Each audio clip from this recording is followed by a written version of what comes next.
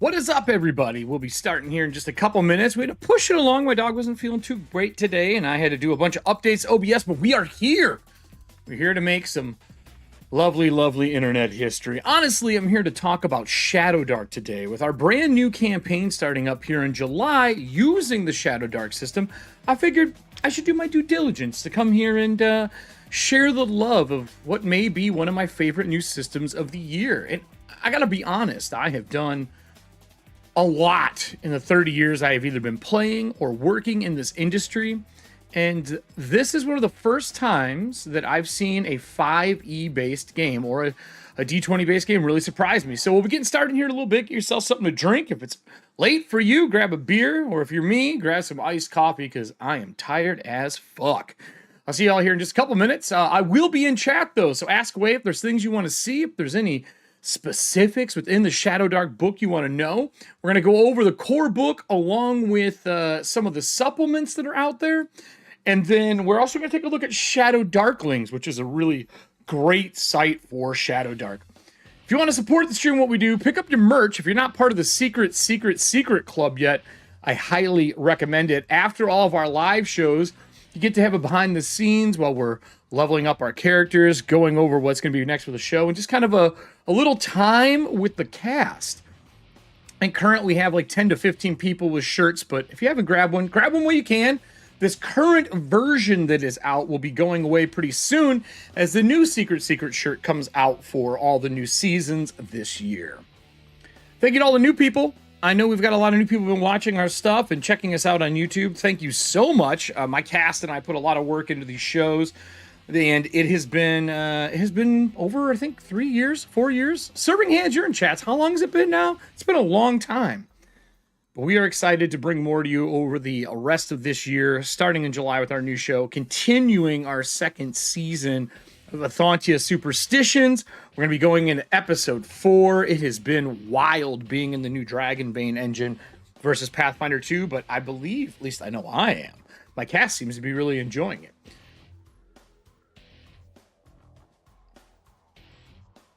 If you're wondering what the music is that I've been playing today, I am testing out Licked included music to see if it's any good.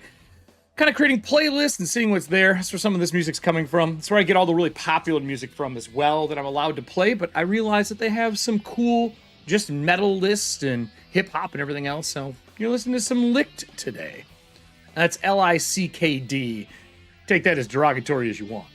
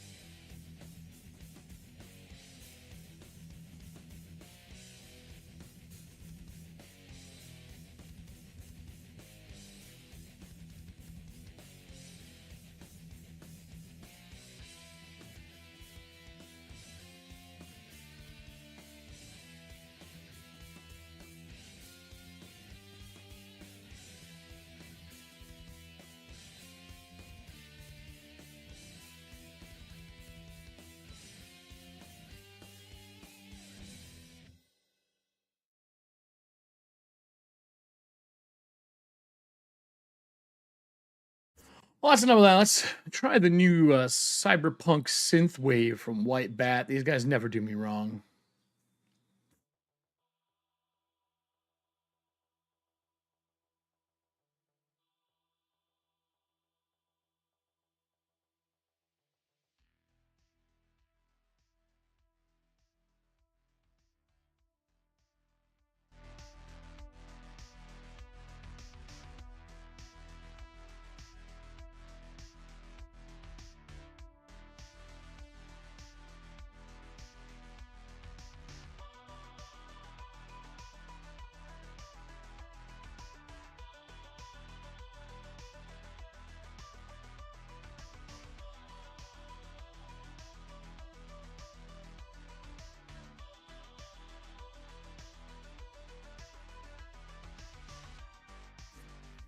I don't disagree with you at all, serving hands on that. At all.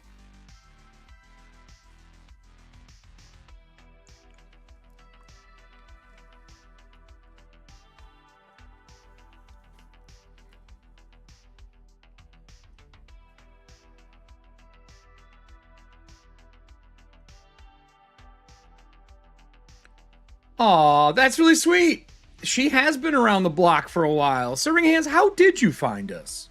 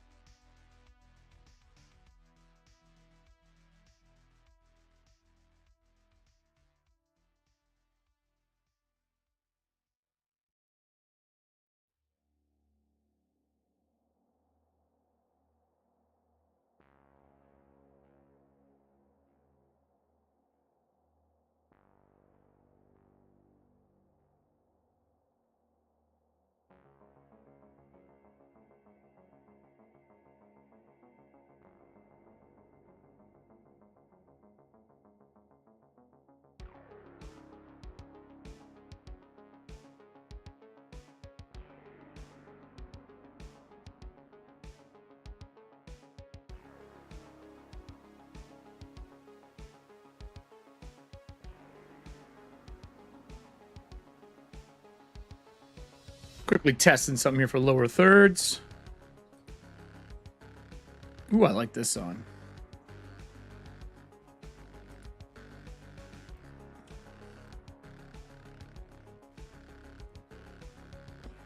Gotta love OBS updates.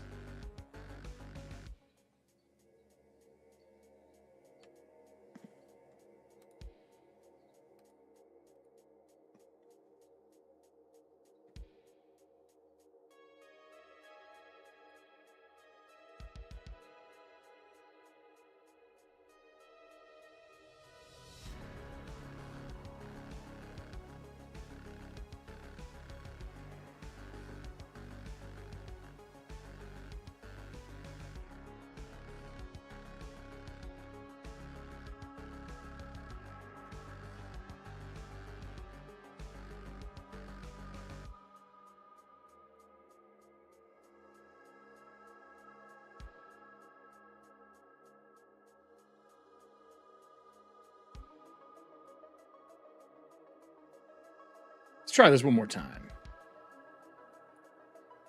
It's the wrong way. That's the right way.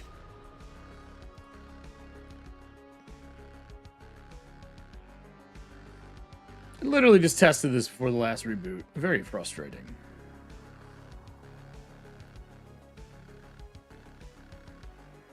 There we go. All right, everybody, we are ready to rock and roll.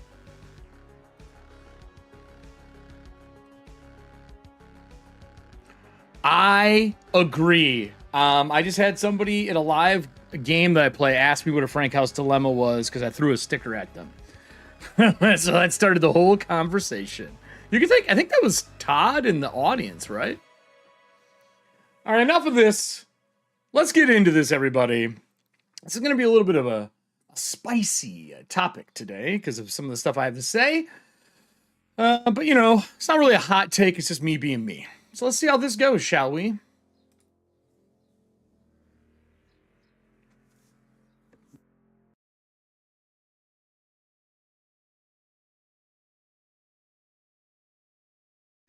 If you've not looked into Alchemy yet, I highly recommend it. We're using it for all of our campaigns this year on EFP. Dragonbane just released their full digital catalog, along with, I may say what I'm super happy with, the Monsters book is in there as well that you can pick up.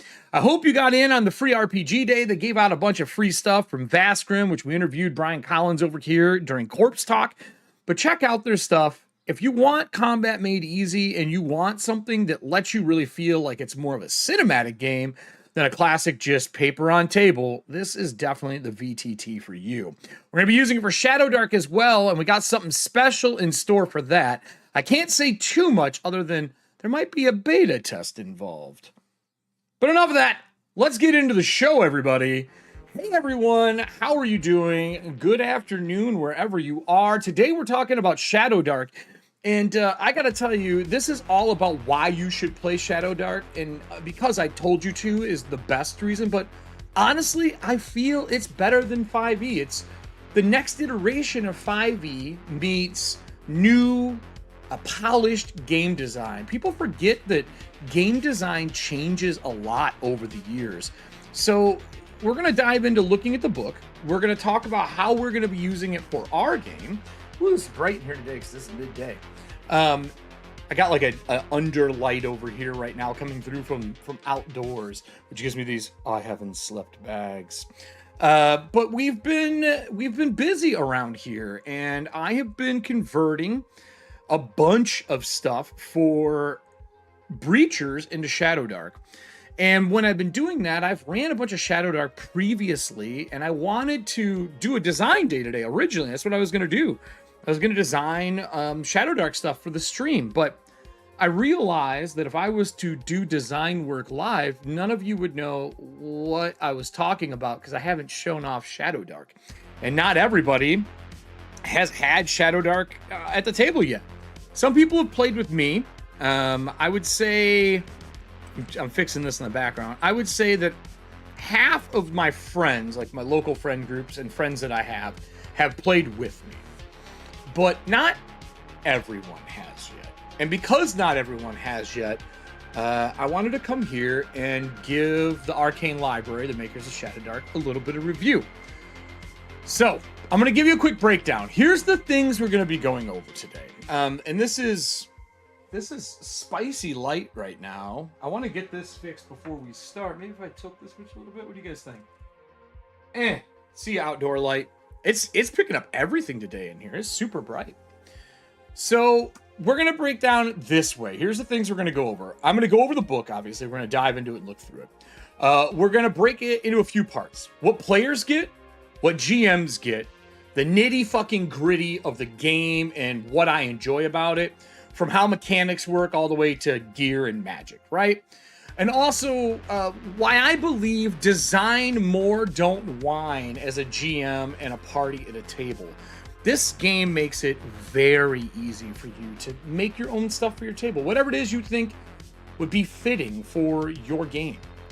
And then on top of that, we're going to talk about GM life and running this game, how this book teaches you to be a GM versus telling you what you can do as a GM. Like, this literally walks you through the process of running a game for Shadowdark and their style. And we're going to talk about how XP is gold. And I know a lot of people are going to find this controversial, but I think I can win some of you over on this one. After that, we'll wrap the whole thing up. We'll do our quick 15 to 30 minute piece I do to cut and put out on YouTube later. And we're going to dive into what we get with this. So let's go over to the info stream. I have a couple things to show you as we go through this. There is a lot in this book. The first thing I want to tell everybody is this is a bulky book. This is a thick one. So, for example, we talked about Knave last time we did a review one, right? This is Knave. Okay? Very thin. All right? This is the GM screen for Shadowdark. It's made out of a super thick material. This came with the Kickstarter. And it's one of those low profiles, which I really enjoy low profile ones so that I can reach over them. And it doesn't feel like I've got a GM screen in the way. Right? On top of that, there are two versions of the books. There is here, let me go back to my main screen for you. There is the normal edition that everyone can pick up, right? The front, the back, pretty thick. I got mine all, it has darts in the top. You can kind of see the shimmer there. Those are all my darts kind of lining them. And then we have this, which is the collector's edition. A little bit different paper inside, really nice. And it is embossed. One ribbon to rule them all. These are the books. They look thick, but I always tell everybody, they're A5, they're journal size, right? And everything they put out for this afterwards is zine format. And there is so much in the stream. Please no spider with poison. What are you talking about? Why? Is there a problem with spiders with poison, Star Drew? There's a new baby right here. I got a new spider right here. I got a little baby right there. I'm going to shut this thing here and see if I can cut off some of this light, everybody. Because, man, it's shining up and hitting my table hard. I might have to stand for this. So we're going to kind of burn through these and see what we get out of it. And I know this system pretty well. I'm not going to say I'm a expert. I think I only got about 40 games under my belt. To me, that's a decent amount. I learn games pretty quick. I really should make a video on how I learn games in just a couple hours. But let's, with poison is overkill. Look, a tarantula has not killed somebody since like early 80s, late 70s. That was somebody with a heart problem or a lung problem. They don't kill you. That's how it is. And they're more likely to run away from you. This one's an aggressive little shit. He is orange and black, but it's not what we're here for. So I have a few things to go over. We're going to start with the Arcane Library's website and kind of work backwards here. All right. So let's go over to the info. Let's check out these pieces. Our page here, if Chrome, there we go. So this is the Arcane Library's webpage. I will drop it in chat for everybody. I'll also put it down in the links below so people who are watching this afterwards can get a hold of it. Those who dive in to watch the long form video, thank you for doing that. Helps a lot for algorithm. You guys have heard this in every fucking YouTube channel, but I do these long form ones so if you really want to know a lot, that is what these long hour, 2-hour streams are for. I'm cutting up and making shorter ones. It just takes time. So this is their stuff. Reserved from the Shadowdark restock. They sold out. This game crushed on Kickstarter. I think almost a 1.3 mil out of left field, but Kelsey has been around the block for a long time making stuff. They started in Lake Geneva, kind of what was gaming mecca for a long time. And then they were playing 5e. They were doing stuff on the GM's Guild. And then from there, when OGL happened, they decided I should put out my own game. And that brings us to this. So you can reserve it now. This is sold out, obviously. This is the edition you'll be able to get. But you can see all of the zines that have come out, right? And this just released. I pre-ordered this. I have the PDF, which we may look at if we have time, maybe after I do the recording. But the Cursed Scrolls are awesome. Also zine-sized. Each one of these has 2 classes in them. I think one has 3. They all have an adventure in them, and they're just thin zines. Like, hold on. I got all this stuff sitting here. I might as well show you, right? Like the Senshi shirt. By the way, I have a Dungeon Chef coming out for Shadowdark. Just a heads up for those who are interested. So I got the book for this. I got the full Kickstarter for it. I was really excited about it. And I mean, I guess a little bit about me. So I'm an 80s baby. I grew up playing D&D after stealing my uncle's D&D first edition books, for those who don't know. And I've played the old dungeon crawl style. I've played West End Games D6 for, Star Wars. I've done a little bit of everything. And I really make it part of my job as a professional storyteller and GM to try to play every system.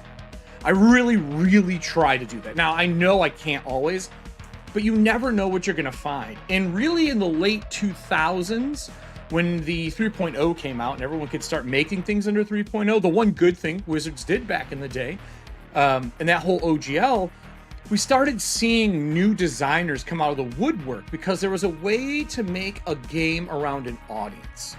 It wasn't that you were just making it around a system, you were making it around a pre-built audience that you didn't have to train.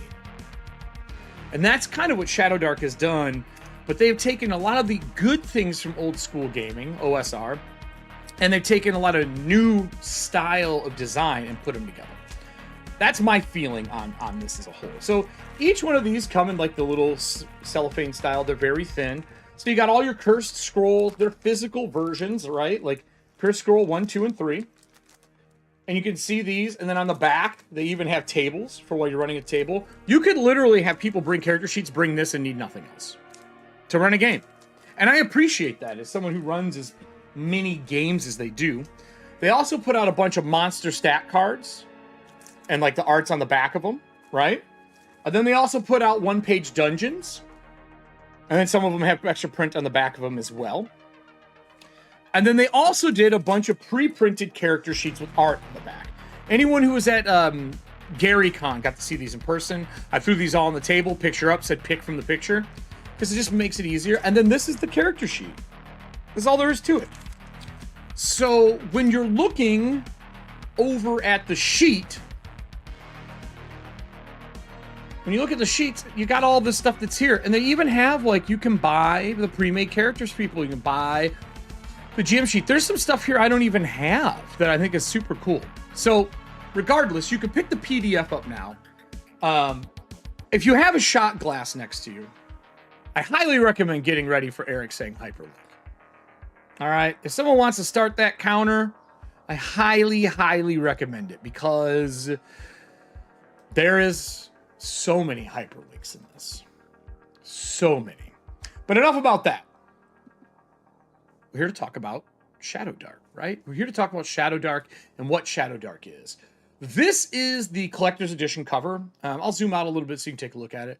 The Lich on the Throne, this classic kind of adventure piece. Silver embossed. This is the PDF version of it as well. Now, I will tell you that it will take a little bit of work for me to scroll through this stuff because good old Adobe has screwed up their bookmarks and you can't scroll in them anymore. Adobe, get your shit together. Like, For fuck's sake, man, where everyone's looking somewhere else.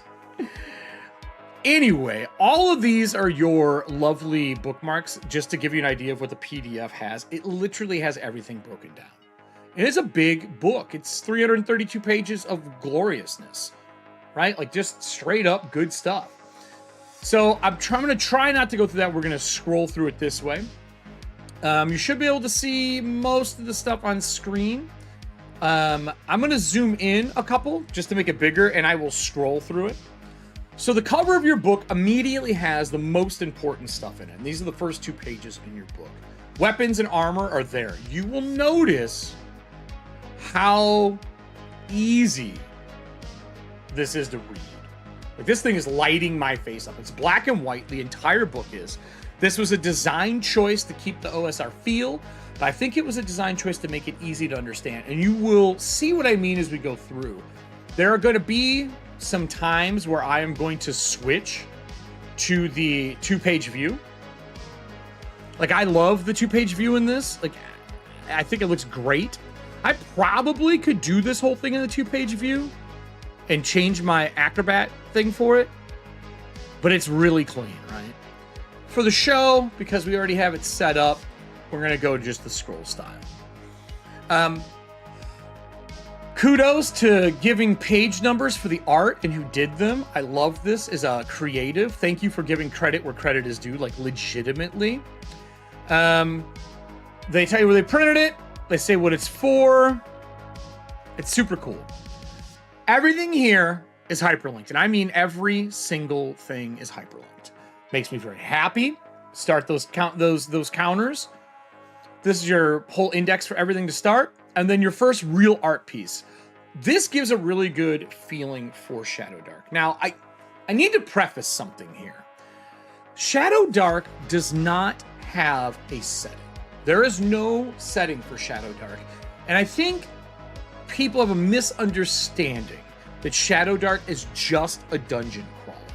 And there have been some recent videos that have come out talking about how it's not just a dungeon crawler, but in this deep dive, I'm going to show you why there are other things that it does well besides just dungeon crawling. It has some things that I think people overlook, and they only think about one mechanic, and that's why they say it's a dungeon crawler. And it is way more than that. But we'll see that as we go through this. So this is your first piece of art. It's classic. It's black and white. All the art in this book is super enjoyable.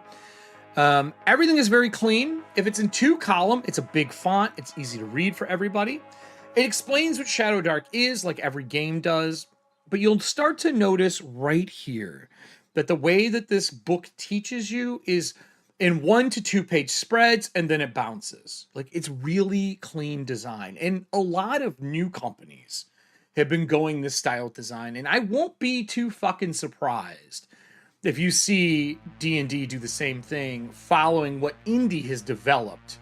I think it's smart. Talks about the basics.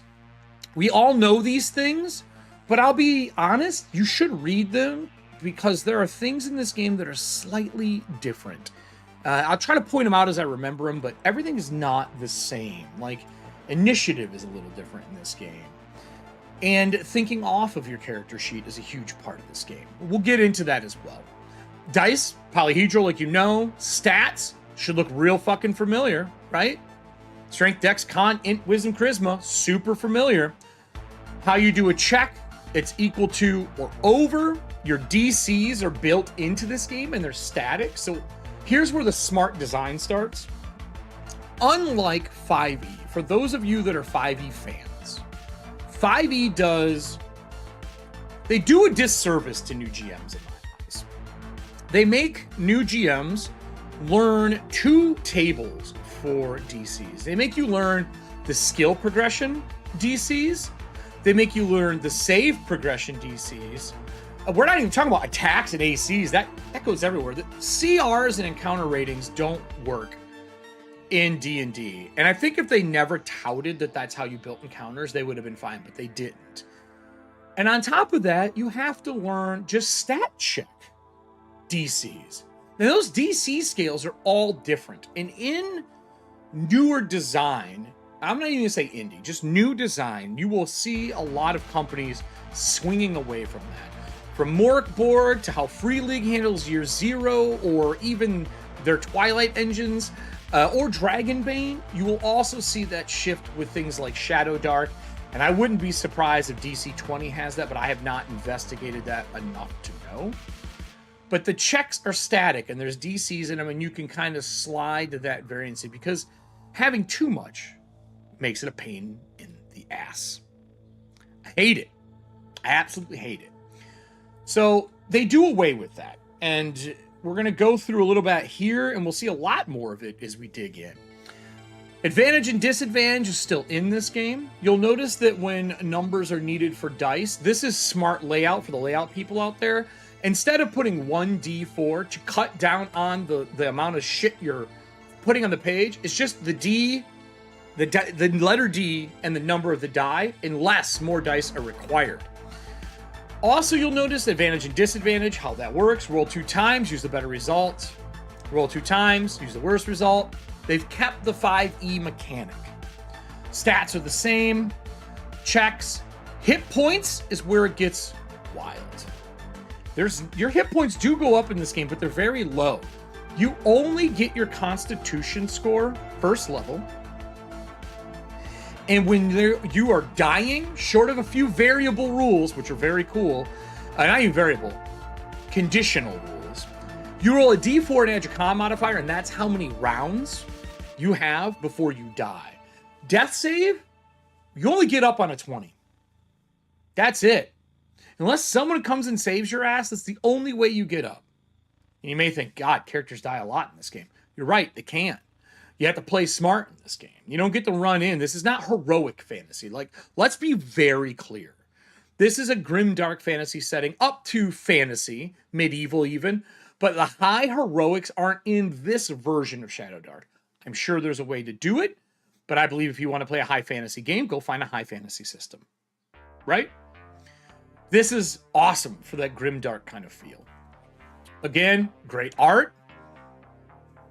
It's just good. Like, I can't fault the art for anything. It's just solid. And then we're going to get into how characters work quickly. I should say quickly. How characters work. What to expect as a player. And then we'll jump into the GM end of the pool. And I do think players should hear the GM part as well. Also, when you do deaths, and it's the D4 plus your con modifier for death, I tell my players when they're playing, do not tell the rest of the party how much time you have. It creates tension with very little work. Because you tell them, all right, I need you to give me how long you're going to be on the ground for until you perish or die, or whatever word you want to use, right? And for me, it's usually, please message me how much time you have till you're dead. And every round, I will mark on the board in front of us the timer, so they know a timer's ticking. I won't even say if that character's dead until they walk over. I will message the other character and say to have a backup character ready, because you'll find how quickly you can make characters in this game, and they can be as detailed or not detailed as you want. So you'll notice the overview here. Everyone has a name, and Ancestry is their race, a class, a level. XP is at 0, and every time you level, it resets. Alignment and deity. Alignment is not the full gambit. You'll see when we get in, there's only 3. Every class has titles to make you feel special. A background is your experience that makes you better at certain things. Stats, you know what those are. Hit points, your AC, attack, talent, or specific things you get from the class. Also, my highlighter's not on. Let's put the highlighter on. Let's highlight this, right? And then let's change this color. This is Shadowdark. We're going to go purple on this. So I like purple for Shadowdark. That's the color all my stuff's going to be in. Spells and gear. And you can only carry so much equipment in this game. All right? There are 2 ways to start this game. For those of you that are familiar with playing DCC, BX, or any of those OSR style games, they have something known as a funnel. And it's great for a convention. 2, it's a great way to start out a campaign. where like if you're starting at a low level or you're starting a brand new one and you want to see who survives and that's the character you're going to play, everyone makes a couple characters that are 0 level. They show up the session, they're proficient with all weapons to begin, which is called beginner's luck. You quickly generate your character and you go through this gauntlet, and there's usually a mechanic that is put into place so that a new character can come in. I have a first level version of this as well. But this is a great way to get people familiar with the game. It's a great way to figure out what character you're going to play. And it's fucking fun. Would I do it all the time? No, but I also don't play board games all the time. At least not the same board game. But it's a nice thing to have, that 0 level concept. It works really well. On top of that, we have first level, and it gives you your character creation. Watch, ready? Ready, everybody? Take a shot. I clicked that 15. It took me to the fucking page for making characters. Not hard, people. Not hard. This page number, which is page 14, this is the core kind of build your character section. So much so, I'm writing 14 down right now. So I know that I can come back to 14 whenever I want. I would love a button at the top of PDF viewers where if you clicked it, it would always take you to that page. I think that would be great. Instead of having to like type it in every time. Everyone's like, you use bookmarks. It's not the same. I just want like 3 buttons on the side for like hot buttons for pages I can flip back and forth through class, race, whatever it is I'm doing. Imagine if there was 4 buttons in the PDF reader that went to the pages you want, and you just assign them really quick. Click, you're on it, you click it, it memorizes that page. You just go through it, and they just hover on the side of your screen. It should be built into a PDF reader. Built into it. What does it say? I didn't hear. Please, no spider. There's no spider with poison. I promise. I don't know why that popped back up. The fact that was the first thing it wanted me to say again, everybody. So what I will say is I feel that this is a really good way to learn. Just to learn 5e or how to play tabletop. I think it's a great system for that. So let me go back here really quick. We're going to go back to the Patreon. I want to jump too quickly. Oops, I did that wrong. So you have your starting page. You have your stats. You guys all understand these modifiers who have played before. I agree. Clickable page buttons, man. They are a must. I'll put this here. I like when they pop up there. I think it's a must. I think it's a great idea. Maybe I'll do some JavaScripting I'll put together. Valerie, if you're watching this, help me write the JavaScript for PDFs so you can hyperlink buttons. I know my friend Val is more than capable of writing that for me. So here's your stats, your stat modifiers. The first thing you're going to notice, there's nothing past 18, boys and girls. You're just there. Stop trying to get 20s. Nice little roll option. If you don't get one stat of 14 or higher, guess what? Reroll them. And you roll stats straight down traditionally in this game. You just boom, boom, boom, boom, boom. You don't organize them. I mean, you do you. It's your table. But I find this really fun to watch people roll down instead of min-maxing. And here's where things from 5e really change. These are ancestries. I want you to look at how small of a stat block this is for you. Notice there's no stat bonuses. Instead, they get an ability and some languages, and that's it. And you walk. And you walk. That is all there is. And this is so easy, in fact. Let me pull something up. I'm going to show a little behind the scenes here. I have been working on Breachers in the background. And I did the same thing. I found a way to make all of the races that I had, kin that I had in Dragonbane into Ancestry for this. So let me pull this over. I'm going to show you something here. I'm just going to scroll down to it. And I'll give you a look at like how quickly I made these. So let's pop up my Chrome and get rid of this. Oops, wrong thing. So this is my Breacher's Shadowdark doc, right? All the stuff I built, how to play. But look, I rewrote these. This is the current Ancestries, Golem, Gremlin, and Gargoyle. This is the current setup that I made. I made these in maybe an hour. But then after that, I went through and started building out my breachers rules and everything else. And on top of that, I've made two new classes as well. I wrote Lancer last night while I was working, and then I wrote out the Dungeon Chef, and I've been playtesting the Dungeon Chef already. So I love how quickly it is to dev something as someone producing content to sell, but also for at-home table. If someone wants to play a new race and they have an idea, it literally, all you're writing is this. This is the only section you need to write. At home, you pick the languages and give it an ability. How easy is that? And everyone's like, oh, I want to crunch your game. You say that, but crunchy games, you slow down, you do less play. It is statistically proven you do less with more because you just keep hitting stall points.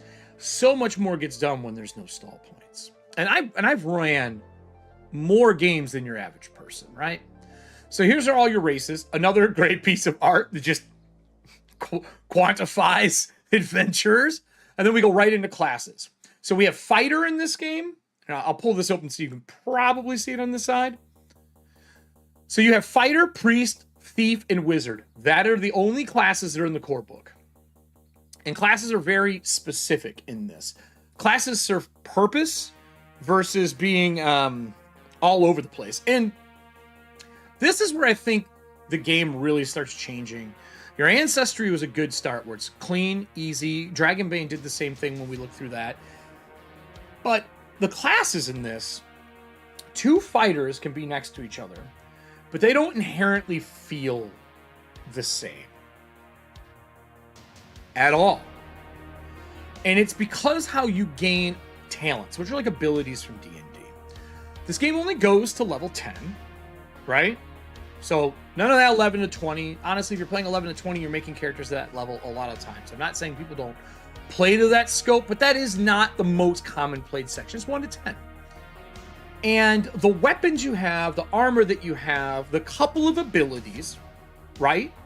And then the talent table is what makes your class your class. And the talent tables, every time you get a talent on your even levels, you roll for them.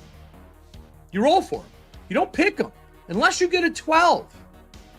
It's the only way you pick them. So check this out. Fighter class. Quick description. Hilarious to use gladiators because they came out with a gladiator later on. A pit fighter, actually. A pit fighter.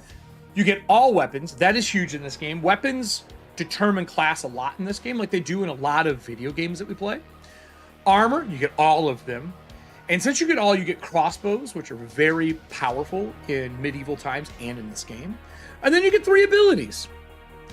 Hauler, add your Constitution modifier, if positive, to your gear slots. Gear slots in this game are your Constitution score or 10, whichever's higher.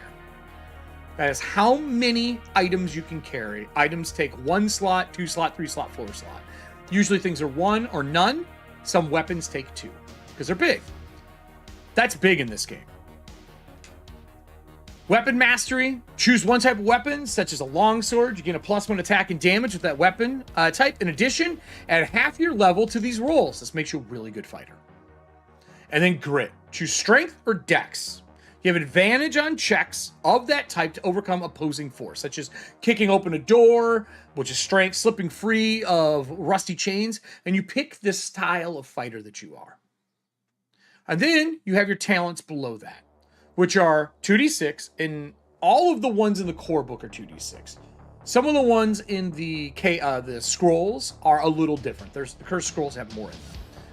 But nothing's made to be balanced in this game. It's made to be fun. So a 2, which is hard to get, right? Rolling snake eyes. Gain weapon mastery with an additional weapon. That's very powerful. 12, on the other end of things that you don't get a lot of, is choose a talent or +2 points to distribute to stats. And then in between there, you got +1 to melee and range attacks, +2 to strength, dex, con, and a stat. Choose one kind of armor, you get a +1 AC bonus to that armor. The things that would take D&D a plethora of time to describe, this game has elegantly done in one fucking page. One page. And I cannot tell you how many groups I've already showcased this game system to that are 5e fans that were looking for something new. And they've decided that this is the game for them for now. If they want high fantasy, they'll go back to playing some D&D. And don't get me wrong, there are some issues with every system, but those issues are more how you're using them more than anything else. Art again, you get to your priest. You'll notice that priests, when I go over to this, have less stuff, right? Oh, and here's the art for your fighter. So we should have a D2, what is it? D12 dice pool. D12s are in this game. D12s are my favorite die. Legitimately, Star. Legitimately my favorite die. I love them more than you probably should. They give the worst averages. They're not the best, but damn, do they feel good to roll. It's like the bastard child of the D20. So we get into the priest class here. You'll see they get crossbows, which is powerful for a priest to have. More limited. Again, they get all armors and shields. They get a D6 hit points instead. They get some different languages. They get the ability to turn undead as the spell. Ready, everybody? What's turn undead as a spell do? I don't know, Shadowdark. Let's click and find out. Fucking hyperlink the spell in the description instead of making me go look for it. So a priest, when they cast a spell, it's near. You rebuke undead creatures, forcing them to flee. You must present a holy symbol to cast the spell. Undead creatures within near of you must make a charisma check versus your spell casting check. If the creature fails by 10 plus points and is equal to or less than your level, it's destroyed. Otherwise, on a fail, it flees from you. So fail, flee, 10 plus, die if they're equal level or lower. Now, you'll notice that the ranges are different in this game. You basically have close, near, and far. There are numbers addressed to that if you want to use them, but it's so easy in combat when instead of drawing a map out every time, going, yeah, they're next to you, they're close. Oh, okay, I know how to fight that. Let's go. No, they're far from you, and your fighter's like, shit, we need ranged weapons, things to go. It works really well. Cypher system kind of really hammered that home for me. So did Fantasy Flight Games, and I'm glad to see zones mixed with measurement for people who want measurement as well for some of the dungeon crawling stuff when numbers are important. So glad I'm not watching this Malort. Hey, I would like to point out that Unemployed Wine Guy is announcing something with Malort soon. If you know who that is, you know what I'm talking about. So I love this kind of setup for him. I like that it's a spell. You choose a deity. Deity is on page 28. I'll give you a second to pour. You'll notice they have all the deities here. This gets us into alignment of lawful, neutral, and chaos. And they're very simple. It's just a style of being, worship. I really like the deities in here. They're fun. They're weird. They're not something you're friendly with directly, and they let you have fun with them. And we'll get into that a little bit later. So here is when the game kind of flips. I'm a big fan of magic in games. I love casters. I feel that casters are what make fantasy fantasy. It's not the sword, it's not the board. Magic makes that fantasy feel like fantasy to me. And there is something magical about being able to cast spells since you can't do it in real life. Especially in this game. So, if those don't know, I'm going to give you a small magic class. Vancian Magic is named after somebody, and Vancian Magic is the style of casting we all know from D&D. And that's kind of like where we really saw it. There are other places, but that's the big baby that had it, the big one. And that's when you have slots and you memorize spells, and you cast those spells. When you cast that memorized spell, it goes away. Right? We all are familiar with that? That is not Shadowdark. Shadowdark is very different. Shadowdark, you have spells that you know. Basically, every time you level, there are spells you know. A priest at level 1 has 2 first levels. At level 2, he has 3. At level 3, he has 3 first levels and finally gets a second. But it's different. When you cast spells in this game, you roll to cast. It eliminates a lot of saves. It makes it feel like you were successful. And while some things may have saves, they're very rare. And in this game, since there are no skills, which I have not mentioned until now, you're rolling against your stat. And when you roll with that bonus and making, or not against your stat, I'm sorry, when you roll with the bonus from your stat, your DCs are like 9, 12, 15. They're really low. So you may only have a +2, and unless you have a talent bonus, or fuck, maybe your ancestry gave you something, or maybe your background plays in, you don't have a lot of bonuses. So when I cast a first level spell, I need an 11. I roll a d20, I add my wisdom or maybe charisma or intelligence, depending on your casting class, and I have to meet or beat that DC. That also means when I pick up a scroll that's level 3 and it's a 13, I have to beat a 13. But the scale doesn't move. The goalpost is always the same. You may get a little more powerful, but things kind of stay in the realm they should stay in. So if we go back to the table here and we take a look at this, you have their spells that they know. And you'll notice in their table, a 2 is amazing because you get advantage on casting a single spell. So now you become like, this is the thing I'm good at. You know, we watch movies and like, there's that wizard casting one thing they're known for. Or you're watching Avatar and they're known for doing something. That's that 2. You go, I pick turn undead. You are the person for turning undead. Right? Melee range attacks again. +1 to just spell casting checks in general. +2 to strength or wisdom stat. Do I want better bonus to my spellcast? Do I want to be a combat cleric? A paladin almost? I really think clerics in this can feel like paladins. And then choose a talent or distribute 2 points. And here's your spells. You're done. We go to the thief class. Way different weapons, way different armor, way less hit points, but they get backstab. If you hit a creature who's unaware of your attack, you deal extra weapon die of damage. Add additional weapon dice of damage equal to half your level rounded down. I am level 4, I'm adding 2 extra dice. Notice that it doesn't seem to care what I'm stabbing you with. As long as you're unaware of me, and it's a weapon I can use, so if it's a short sword or a long sword, they've kind of limited what weapons you're using by the class instead of going, it's only with daggers. No, it's any of these. And if your GM lets you gain a talent that lets you use a different weapon, that's on you and the GM in your game at the table. You've canonized the fact that your guy is known for being a rogue with a bastard sword. He trained as a barbarian, left his tribe, and now is carrying a bastard sword like Conan the Barbarian. Snake attacking people with a bastard sword? Let's go. That's fun. On top of that, you get thievery, which we all expect. You're adept in thievery skills, having necessary tools of the trade secret on your person. They take up a gear slot. No, none at all. No gear slots. You just have them hidden on you. Right? And then that means that you're trained in the following skills. Are tasks, not skills. It's even hard for me to break it. Climbing, sneaking, hiding, applying disguises, fighting and disabling traps, delicate tasks such as picking locks, pockets, and opening locks.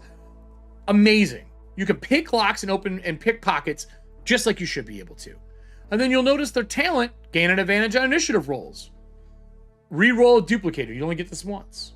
Your backstab deals another die of damage. +2 strength, dex, or charisma, depending on what type of rogue you want to play or thief you want to play. +1 to melee attacks. Last one, choose like always. Very clean, classic art. Wizard. So wizard is cool. They're a little different than priest. They definitely get a chance to know more spells, right? A wizard can learn spells from scrolls and stuff, but man, are they limited. And look at this description. Rune tattooed adepts, respecting magi, flame conjuring witches who dare to manipulate the fell forces of magic. You only get dagger and staff. You get no fucking armor. You got D4 hit points per level. You get a little more languages. And then they get into you learning spells. You can permanently learn a wizard spell from a scroll by studying it for 1 day and succeeding on a DC 15 intelligence check. If I have a +3 and I'm studying this and I have nothing that gives me a bonus, I'm rolling a D20 to learn this, hoping I can learn the scroll. If I do, I'm successful. If not, scroll is wasted. Spell casting. Cast wizard spells. You know 3 tier 1s of your choice to start. Each time you gain a level, you choose a new wizard spell to learn according to the wizard spell known table. For casting wizard spells, see casting on 44. You all know this is a hyperlink. I'm doing it to make you drink.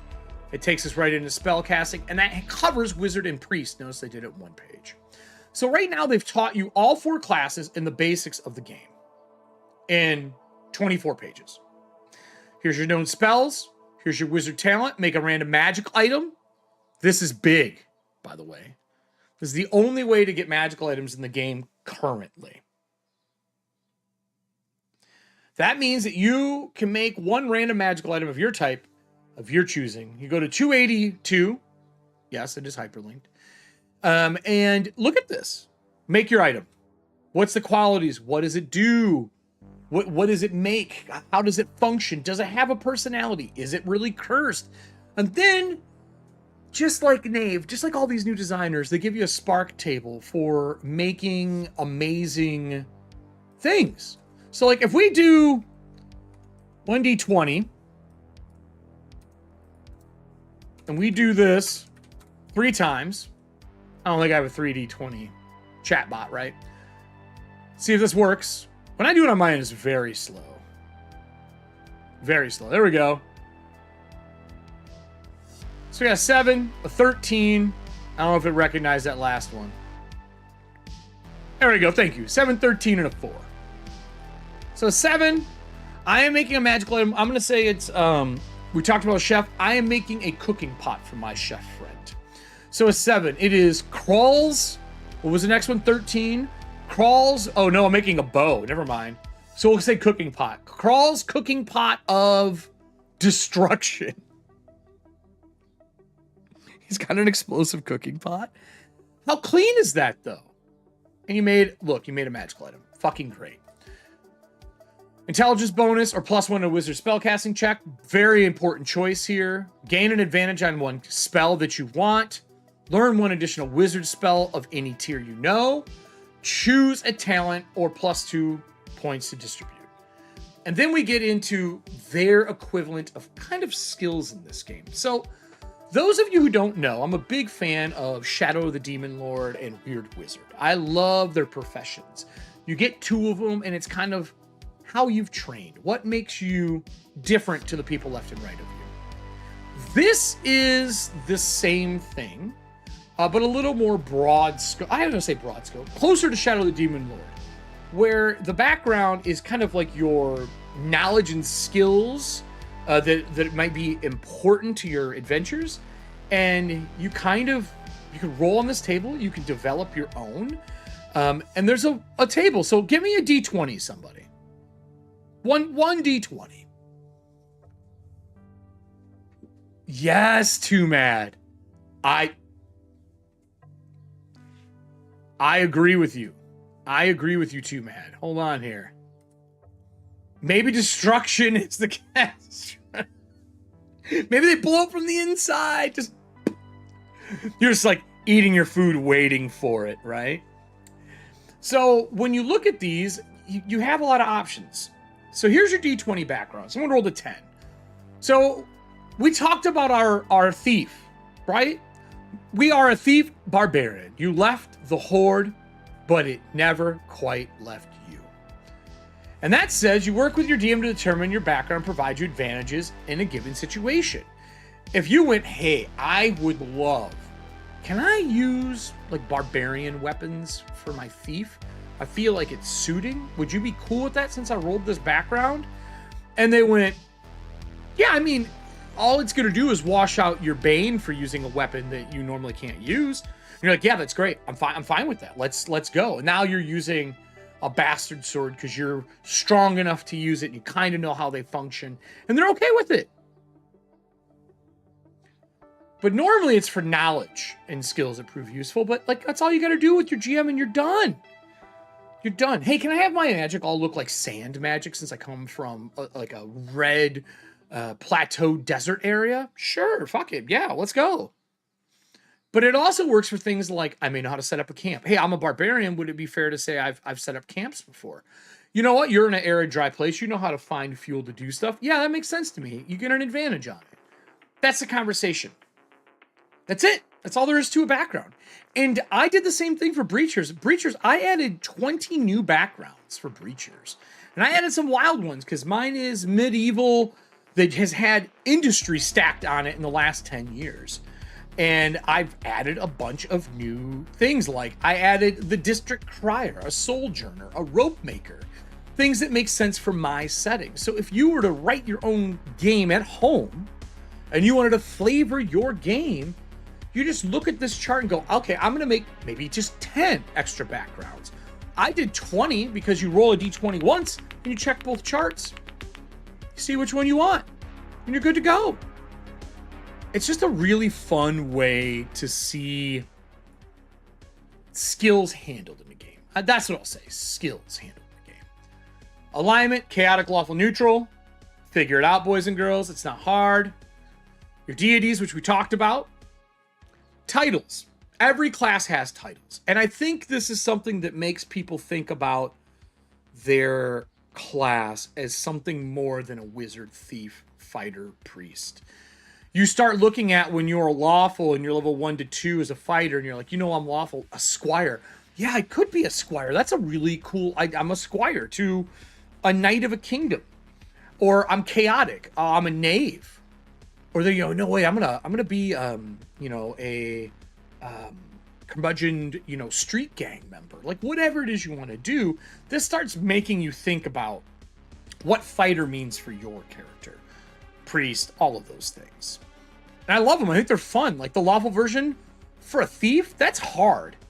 Thinking of lawful titles for him, a footpad, a burglar, a rook, an underboss, and a boss, like you have laws that you operate by.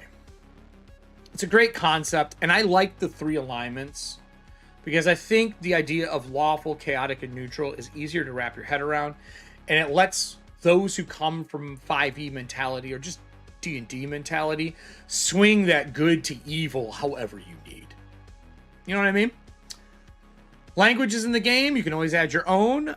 They are in the book. They tell you what they are. This is a Manticore language. We just had this come up when we were making our characters for my Monday show coming up. There are some rare languages as well. Some classes get access to these out of the gate. And then we get to gear.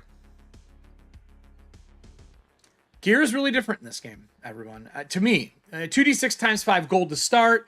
Gear is on page 34, which is the next page. I do think it's funny it's a hyperlink for the next page, but at least they tell you. Armor class is 10 plus your dexterity modifier, unless you're wearing some armor, which we'll see what those are. 0 level, because remember, there's 0 level in this game. They just tell you, you start with a d4 of the following. You just roll d4, roll those many d12s. That's the shit you have to start as a 0 level character. Really quick out of the gate fun. And you keep that gear if you level them up to level 1. It's a fun way to handle it. Now, let's talk about gear. You'll notice that all of them are really short and simple. They tell you what they're for. They tell you how they work. And the reason gear works this way is a lot of times you can't attempt this stuff unless you have the gear for it. Right? So they tell you what the gear is. If it's over here and it says quantity per gear slot, that means that 1 to 20 of them takes 1 gear slot. And if I quickly, what are we on page 35? If I quickly go to a character sheet, actually, you know what? Let me just pull up a character sheet instead. I want to show you what a character would look like in this game that's completed, and we'll use them as a sample for this. I think that makes the most sense. And, you know, instead of using one of my own, I'm going to show you all one of the 12 pre-mades. What class do we want? Do we want fighter, priest, thief, or wizard? What class do we want? Actually, fuck it. Roll a d4. I need a d4 for that. And then I need a d4 again for which one of those we're going to use. So I need 2 d4 in total. And I will pick from this number, and that's going to be the one we use for the show. Because to me, I think that's going to help a lot see how gear slots work, how character sheets look, and I can go through. Slightly disappointing hyperlink. So, gear slots, you'll have to put a 1 in front of them, serving hands, because I did not program them to be a d4, I don't think, did I? I did! Holy shit! Motherfucker, I am smart. A 3 and a 4. 1, 2, 3, so thief. And we are going to be using the half-orc thief Sid. This is Half-Orc Thief Sid. This is the character sheet, everybody.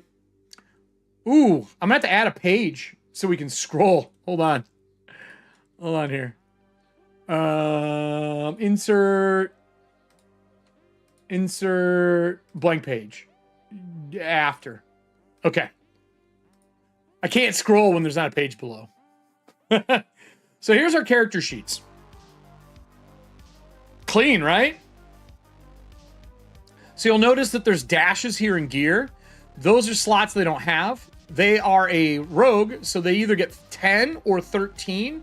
13 being your strength, or 10 being the minimum of gear slots. They have a 13, so they have 13 slots. It's that easy. There's really nothing else to that. But you can see they have all their pieces in here. And they'll put how many other quantities are. There's a form-fill version of one of these as well. Just so you guys understand exactly how it works.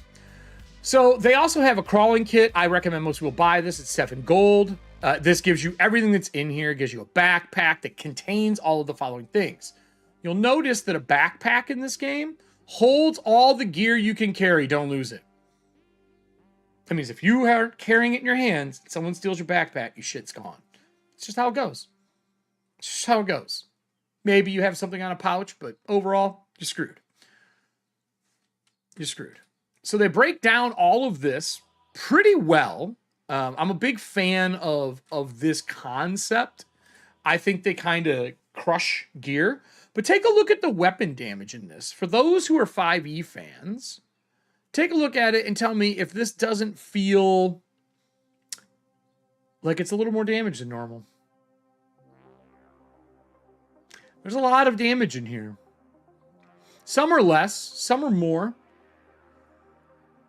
But remember, you only get your die plus your con in the first level, and everything after that is just a die for hit points. So all hit points in this game are a lot lower. It's a little more deadly. There are some properties, and some of the cursed scrolls add new properties as well to kind of enhance your game. Think of the cursed scrolls like bolt-ons. Like, they give you more shit for your game. Basically, if you aren't happy with just having the core 4 classes, you bolt on those cursed scrolls, and they give you all this access to extra gear, classes, some ancestries, everything. It's a nice way to make Shadowdark grow with you instead of starting as this like really bulky and intimidating thing for a lot of people. I don't think a lot of people understand how intimidating learning tabletop is if you've never played before or have very little time at the table. This fixes that. So when you're looking at it, you can see all of these lovely little features. What they do, we're familiar with a lot of them. Ranges are close, near, and far. They break down those distances on page 85. Yes, you know that bitch is hyperlinked. And then we get into random character names for all the different ancestries, right? And then we get into levels. And this is something I'm going to spend a few moments on. First off, you only get talent rolls on your even levels. And this is the first kind of minute I have in this game. You always reset to 0. Obviously, your experience is really easy to remember. It's your level times 10. Pretty easy. But then you get a talent at these and you go roll in your talent table. You always get hit points.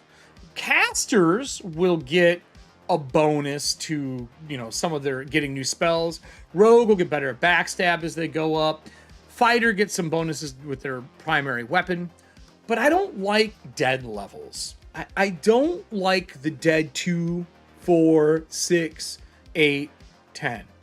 I especially don't like the last level not giving me anything. But I look back and I thought for a minute.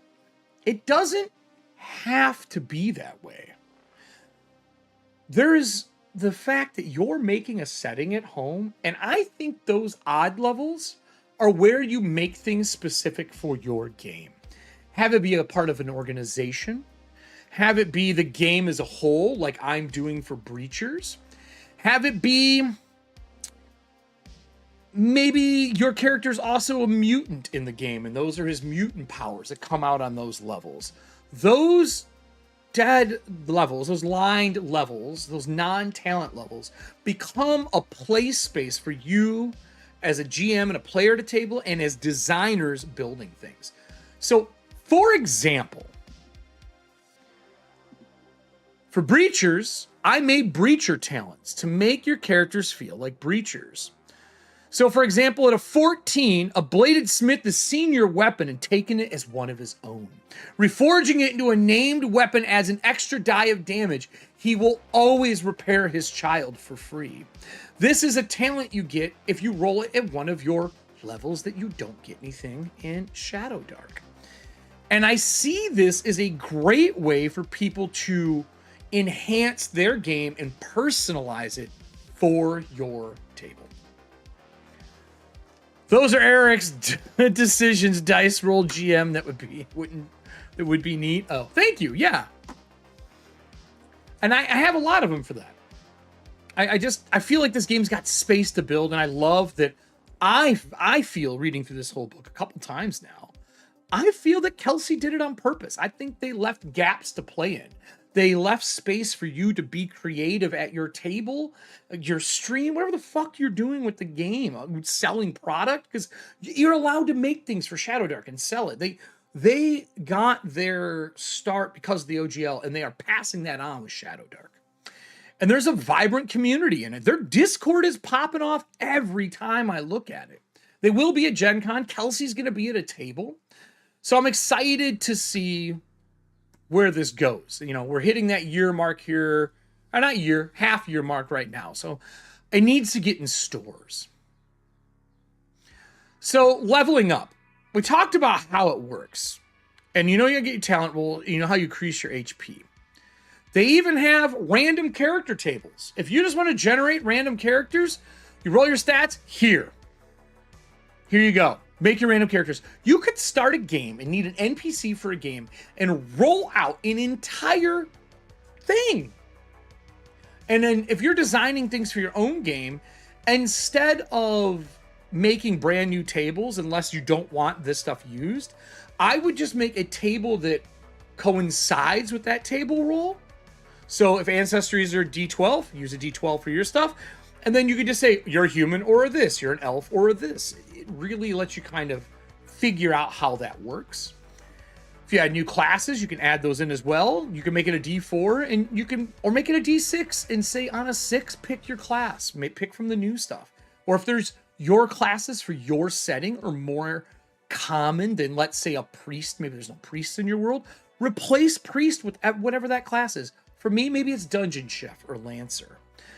But these tables allow you to have things to build off of without doing all the work yourself. And I think as a game designer, it's your duty to provide service for the table to make it easier to run the fucking game. It shouldn't be convoluted. It shouldn't be difficult. If they want crunchy, that is fine. But you should still give them easy ways to set up their game for success. And I think that has gotten lost in the idea of adventure publishing, especially right now in the 5e era, where it is, hey, we don't have box sets anymore, but you want to play Planescape? Look, hold on. I am gonna rant for a minute. I have to rant about this. I know we're doing a Shadowdark review, but it annoys me to no end that it is more important for publishers to publish an adventure that has all of the player stuff in it and the adventure in it, yet give me next to nothing to play with at my game. Do not sell me a 3-book Planescape set and not fill it out. Do not sell me a 3-book Spelljammer game and not give me ship combat. What in the actual fuck are you thinking? That is just rude as shit. You didn't do the IP service, and you sure as shit didn't do my money service. Yay, 3 pretty books. Come on, guys. Do better. That doesn't happen in this. This was a small army that made this game. There's barely anyone involved. Just talented people making something amazing. How in the world are we as consumers letting 5e do this, constantly do this, and we just keep eating the same gruel? That's like being in Cyberpunk and only eating Toxical Kibble. Like, that's what we're doing. So I don't like that. It makes me angry, like really mad that we have been keep getting fed these beautiful books, but nothing inside. It's like It's like a chocolate bunny that you expect to be filled, and when you bite into it, there's nothing in it. Hollow chocolate bunnies are a fucking sham. If it's not solid chocolate all the way through, you're wasting my time. That better be jam, peanut butter, Cadbury, I don't care. If it's hollow, fuck you, you're cheap. And that's what I feel like for 5e. Now, I won't say that about a lot of other publishers. I think they're doing a good service and doing good stuff. I think TOV knocked it out of the park. I'm really excited to see DC 20 stuff. But you hear what I'm saying. The new version's coming out. Dicebreakers just went under, which sucks because they were a great news source. So now YouTube and content creators and people who play games, it's our job to find the other stuff that is good. And this is that example. They're giving you the ability to make characters fast. If you want to sit down and play a game at a convention, you give them some character sheets and you go, hey, here you go. And I'm going to one-up this at the end of the show. I'm going to show you something that takes this from being a great game to legendary. I really am. Look at this wizard art. This looks like something Mad Magazine inspired, and it makes me hella happy. I don't know if this guy's a giant carrying a campfire or if he just made a bird nest and lit it on fire. So, yeah. I hear you, Rogue. I did that too. I have one game that I ran for... I'm going to give a little props to an audience member here. One of the newer people at the channel who's been like digging through all of our content, which bravo, man. Thank you for doing that. I've run games for almost 12 years. I've had 3 games going for a long time, but now I'm down to 1 for a moment. Long-term campaigns are commitment, like marriage level commitment. And if you don't think that long-term games are a marriage level commitment, I'm going to ask you, have you been in one? Because if you haven't, you have no idea then. They are the best in gaming and the hardest and most difficult thing in gaming. But man, are they satisfying. And they're the hardest thing to call quits. Sometimes it's an abusive long-term campaign. Sometimes it's not. But bravo to you for running through. That's a testament. So I don't know. I don't know what the wizard is. I don't know. I love that art piece though, because I question it every time I scroll by. So we get into spells. I'm going to get a touch on this briefly for Magic because I feel like, as I said, Magic makes the fantasy games. Casting spells, look at that, 1 page. They have critical successes in this. If you roll a 20 with your caster level check, because remember, you have to roll to cast your spell in this game. If you roll 20, you may double one of the spell's numerical effects. This remains in effect on a focus spell. See page 50. We'll go to 50. Focus spell. Some spells last for as long as you focus. You can't cast other focus spells while focusing. You can end a focus spell at any time. To maintain focus, making a spell casting check at the start of your turn as if you were casting the spell. So you have to maintain focus spells. You know what I'm saying?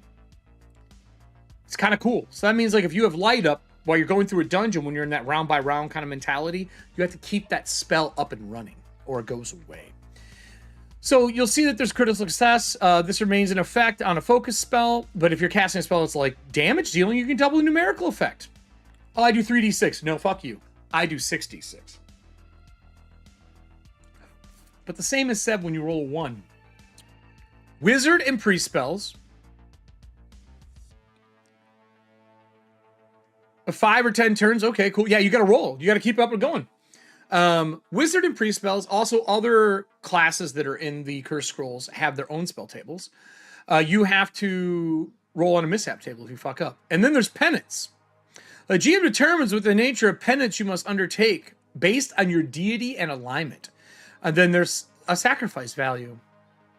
And you'll notice that they're using gold as a value. And we're going to get into that.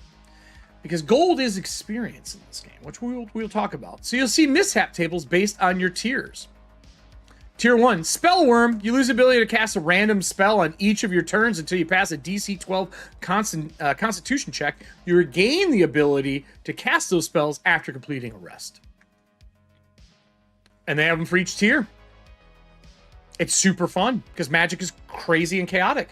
They talk about scrolls and wands. The new Bard class has the ability to use scrolls and wands, which is super cool. Again, look how easy the mechanic is. 10 plus the tier of spell contained in the Wanderer scroll. Not rocket science. No one's looking up how to do it. When they find a scroll, they just use it. You don't spend 20 minutes looking for it in the fucking book. Makes me very happy. Your attributes, tier, range, duration, overlapping effects, focus, and so on. All your priest spells, hidden gem here. For anyone who runs Shadowdark, this is a super hidden gem. If you're playing the core book and you hand out a priest spell, notice that there is 6 of them. So you can just roll and hand out. Like, oh, I'm going to hand out a tier 2, roll a d6. You get 5, you get smite. Same for wizards, except theirs are d12s. A lot of people didn't realize this. I was counting them because I had random scrolls. I couldn't find the random scroll table quickly. And I had this, and I could just go, oh, yeah, you get light on this number. So clean and easy. And then after you do it, you just click the button and go to it. Floating disc. Create a floating disc, circular disc of force and concave center and carry up to 20 gear slots.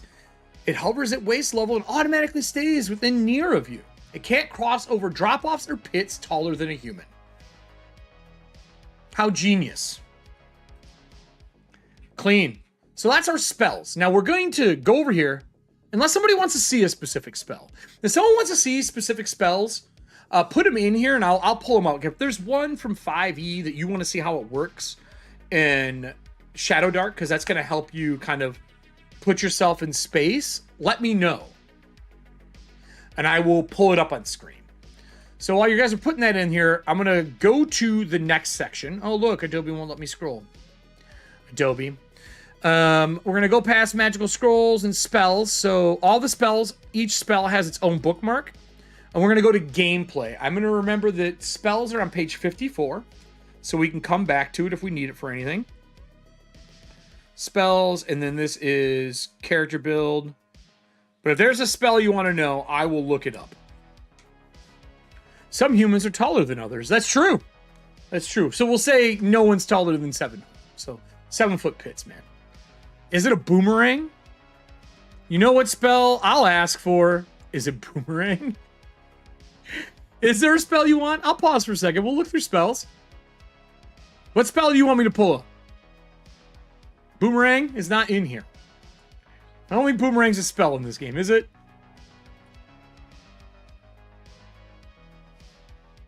It is not. Hyperlink is not a spell. I mean, they are all hyperlinked, but they're not a spell. What is it you want me to pull up? I mean, there's a lot of them. Just in this book alone. Look at this. Prestidigitation? Fuck that spell. You know what? I don't think prestidigitation is in this game. Nope, I think they got rid of it. I don't see it. Do you see it? I don't see it. I don't see it. Does that count? I mean, that's up to you. I didn't click a hyperlink. I think it should be when I click them. Yeah, I don't see prestidigitation in here. It might be called something else. I don't see it. It is a great spell. We can do Cloud Kill really quick, sure. I think it's renamed. I just don't know what it's renamed. You'd have to look through it. Unsubscribe. Cloud Kill is a tier 4 spell. Wizard. Duration 5 rounds. Range far. A putrid cloud of yellow poison fills a near-sized cube within range. It spreads around corners. Creatures inside the cloud are blinded and take 2d6 damage at the beginning of their turn. A creature of level 9 or less that ends its turn fully inside the cloud dies.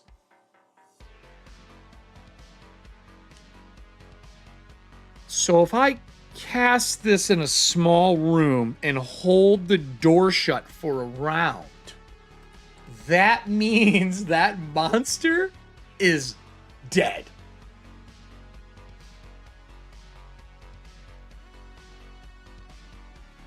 I'm just seeing Goblin Dens getting just wrecked right now in my head.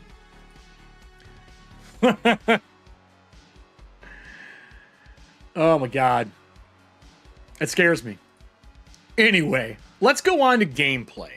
I'm going to say that gameplay is going to fall under a good chunk of the GM section here, everybody. I think that's kind of where we're going to be on this one. So let's take a look at game mastering. I would like to say they really do a good job in telling you that if you're a game master, you have a role. Like, you have a job that you're doing as one. Also, a tier 4 wizard is level... No, that's not true. Oh, yeah, I could kill him, 100%. The way that would work when you cast... That's a good question. Let's talk about this. So, also, a tier 4 wizard is level 7. So, Cloud Kill could kill the wizard. Technically speaking, known spells are the spells that you get that you can cast that you know of your level. But you can cast any level scroll. You can also scribe any level into your book. And it strictly talks about the spells you know. But it never mentions if you can cast higher level spells or not. And currently, a lot of people believe that if you successfully scribe that scroll into your book, you have the ability to cast it because it's spells known, not spells you can cast. The difficulty becomes you're risking casting a high tier spell as a low level caster. So you don't have any bonuses. If you're a level 1 and you want to risk casting a tier 4 spell, good luck. And you're right, it's anyone in the cloud that could die. Now, if you were a 10th level wizard and cast it, you could stand in that shit fighting people. So it is a very different game when you start getting into the like, oh, wait a minute, I can do that too. I think it's great for that. I love wizards in this game. I really do. So you have a role. The GM, according to Shadowdark, and I want to remind people, you should always try playing a game the way a game asks you to play it the first couple times. Because within the nuances of how a designer is teaching you to run their game, you're going to find their pacing, and then you can adopt it and make it your own. The Game Master is the World Spinner, the All-Wise, the Ventriloquist. You are the Deadly Pit Trap and the Assassin of the Night. You are the Storm, the Army, the Gods. You hold ultimate power. Yet, you only want one thing, to see your players triumph. And I think at the heart, a good GM feels that way. They root for their game, but they are really rooting for their players. See what I'm saying? This is a great way to start teaching a GM to GM. And I think this is a great book for a new GM. So you craft your malevolent villains worth defeating. You sculpt your marvelous treasures worth stealing. You fill the world with rot, darkness, and death so it can be driven back by a sword, spell, and flame. Through this, you offer an invitation. You propose it loudly with roaring dragons, humbly with the helpless villagers, secretly with the hidden treasures and maps. You call the players to adventure, and they answer. This should be a bookmark in the book for a GM. I feel that GMs get lost in the sauce too much about how they have to create this elaborate story and do all these things. A lot of times, emergent storytelling at your table happens when you're playing with the players, not against them. Now, I know on my live shows, it looks like I'm playing against the players. I'm not. I don't like killing players. I don't. I laugh and joke about it because it's funny for the stream. I like my players to have a good time. Anyone who's played a game with me off air knows what I'm about. And I play that adversarial GM on stream because it's fun. I still root for my players, but I root for my bad guys too. And I always will be sad when Nora's right about something. But this is the thing I think a lot of people forget about. They watch so many streams, they forget about what it is to play at a table. And I'll be honest, I run paid GM games. I run things for Chef's Table. I just did it at a cidery last night. And I do this stuff to keep myself grounded and what it's like to play at a table and not putting on a show. I make sure I have a distinct difference between my GMing styles of live shows and running games for friends and people who pay to play. And Iron GM really grounded me in like what that middle line is and how I can kind of dance it to put on the best game possible for the players. And experience and as a GM is also just run games over and over. And I just feel how to GM is taught so poorly by books most of the time. And it's very refreshing to see Shadowdark take what we're about to look at and take the time to really teach new GMs and old GMs, look, there's a way to do this and enjoy it, but not work your ass off. You know what I mean? So you have this. The only rule is that you make the rules. What's written in the book is a guide. Notice that this line isn't about telling your players to fuck off. It's about what's written in this book is a guide and not a constraint. And none of this precedence over your judgment. If you decide you want your rogue to be able to use a bastard sword, like we talked about earlier, make it so. If something doesn't work at your table, change it. Or throw it out and don't look back. It doesn't matter. And I believe in canonizing your game. So you have a sheet, canonize it, have it pinned in your post for Discord, canonize what you do with your players, because really what matters is canon. We've all watched nerds argue over D&D rules, over Star Wars. We've watched them argue over what's better, GoBots or Transformers, just like sport fans argue about their favorite teams in a ruling that was the same ruling that happened against their team the game before. In this, when you canonize the things that happen and you let your players help canonize it, they realize what's going on. That's where the whole idea of superstitions from my show came from. It's canonizing the crazy things that people believe that cause superstitions to become real. Keep that in mind when you're doing this. There's a pact between you and your players. So it's you and your players are gaming together to have fun, prop each other up, strengthen bonds. This is the pact. The pact is often unspoken and unseen, but it's always felt. It is based on goodwill, respect, and fellowship. Its enemies are selfishness, antagonism, and arrogance. Decisions made to defend the pact are always good ones. This is the first page of Game Mastering Bible right here. This is the Game Master Bible first page. Print it out, put it wherever you need it, have it in the front of everything, highlight the things that you fuck up all the time, keep it near you. Just telling you, makes a difference. I do it, no joke. So players, what they're responsible for, the adventure hooks, the audience, the dramatic questions. Notice that there is some skin in the game on the player's half in this. It's not quite West Marches, but when you give adventure hooks to characters, you're actually encouraging players to grab onto those threads and run. While you can't expect the players to take every hook, you can make a call to adventure more enticing by knowing what your players want. I believe in asking your players what they want for their characters. You probably saw that in the last Afontia episode as I brought some people back into the fold when we got to the outpost. Those kind of things create player motivation, and the more skin that's in the game, the more times you're going to watch your players smile. And honestly, like, anytime a GM can elicit emotion, physical emotion in a player, you've done your job. Have it be horror, have it be laughter, have it be sadness for a sad scene. I feel as a GM, if you elicit emotion, you are nailing it. As long as everyone feels good afterwards and says it's a good session, you did your job. You're doing it right. So look for those. As long as that emotion isn't fuck you GM and they walk out, that's kind of on you. So reward, heroism, discovery, dramatic questions. Look, they understand me. They understand me. Most encounters have a simple yes or no question driving the interest. When the question is answered, the encounter is no longer exciting to the players. I feel I have mastered, like honestly mastered this section of it.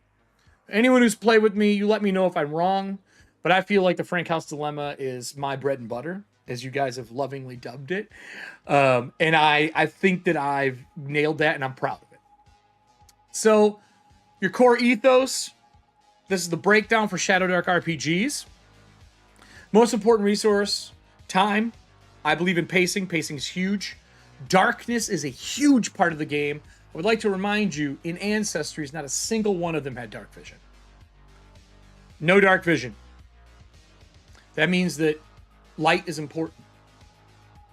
And I think that any time core values or rules to a game system are overridden by a magical item or something that permanently solves a problem, then that no longer becomes a good hurdle.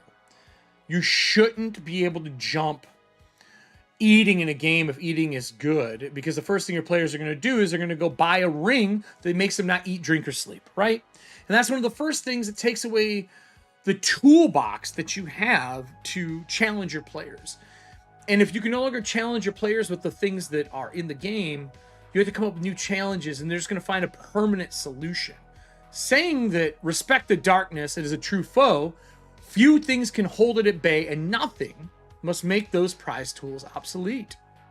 It's fun to have these in the game, and it lets your players understand what you're going to be doing. Gear is precious and limited. Action economy, ready? I'm going to explain the action economy. Action move. Move can be broken up and used anywhere during the action however you want. We're done. We're done. And on page 88, they talk about multitask. Characters can do small parallel tasks. That was a hyperlink, by the way. On their turn, such as standing up, speaking, activating a magic item, quaffing a potion. This doesn't typically use their action. Like, guys, it doesn't matter. Yeah, cool, great, you do that. Just move on. Information. This is a problem with GMs. You should be giving information freely. If your players look for information, you should be giving them information. If you hide information behind a wall, you are doing a disservice to your table and to your story that you're trying to tell with them.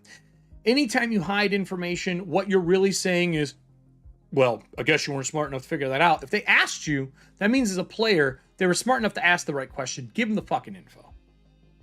If you're doing a murder mystery or something along those lines, make that information have a cost. In our game, notice that I have dark secrets for Athantia. A dark secret is so you can get information even if you didn't make the check or you really want to know something. You can, but it's at a cost. And I have a clock that is the dark secrets clock. And when that gets fooled, something happens in the game. So you are risk rewarding yourself. But if you really need that information, that's what those cards are for. Give your players a chance to learn stuff. Don't take it away from them because they didn't make a roll. And you're going to find out in this game, you don't make a lot of rolls. It is always think off the sheet before you think on the sheet. You want to be asking smart questions and being creative.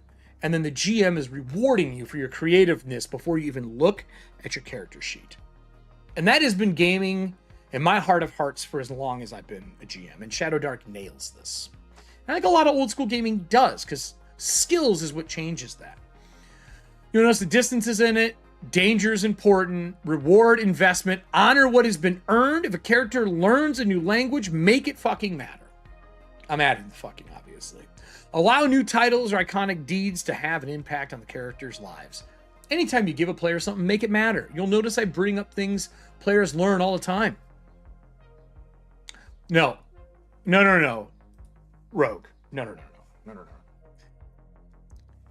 A clock? Blades in the Dark habits die hard, I see. They don't die hard. They stay with you forever, and they should. They should always be with you. That is a genius mechanic from Apocalypse World, the Blades in the Dark, and they've been handled eloquently. They should be in every game you play.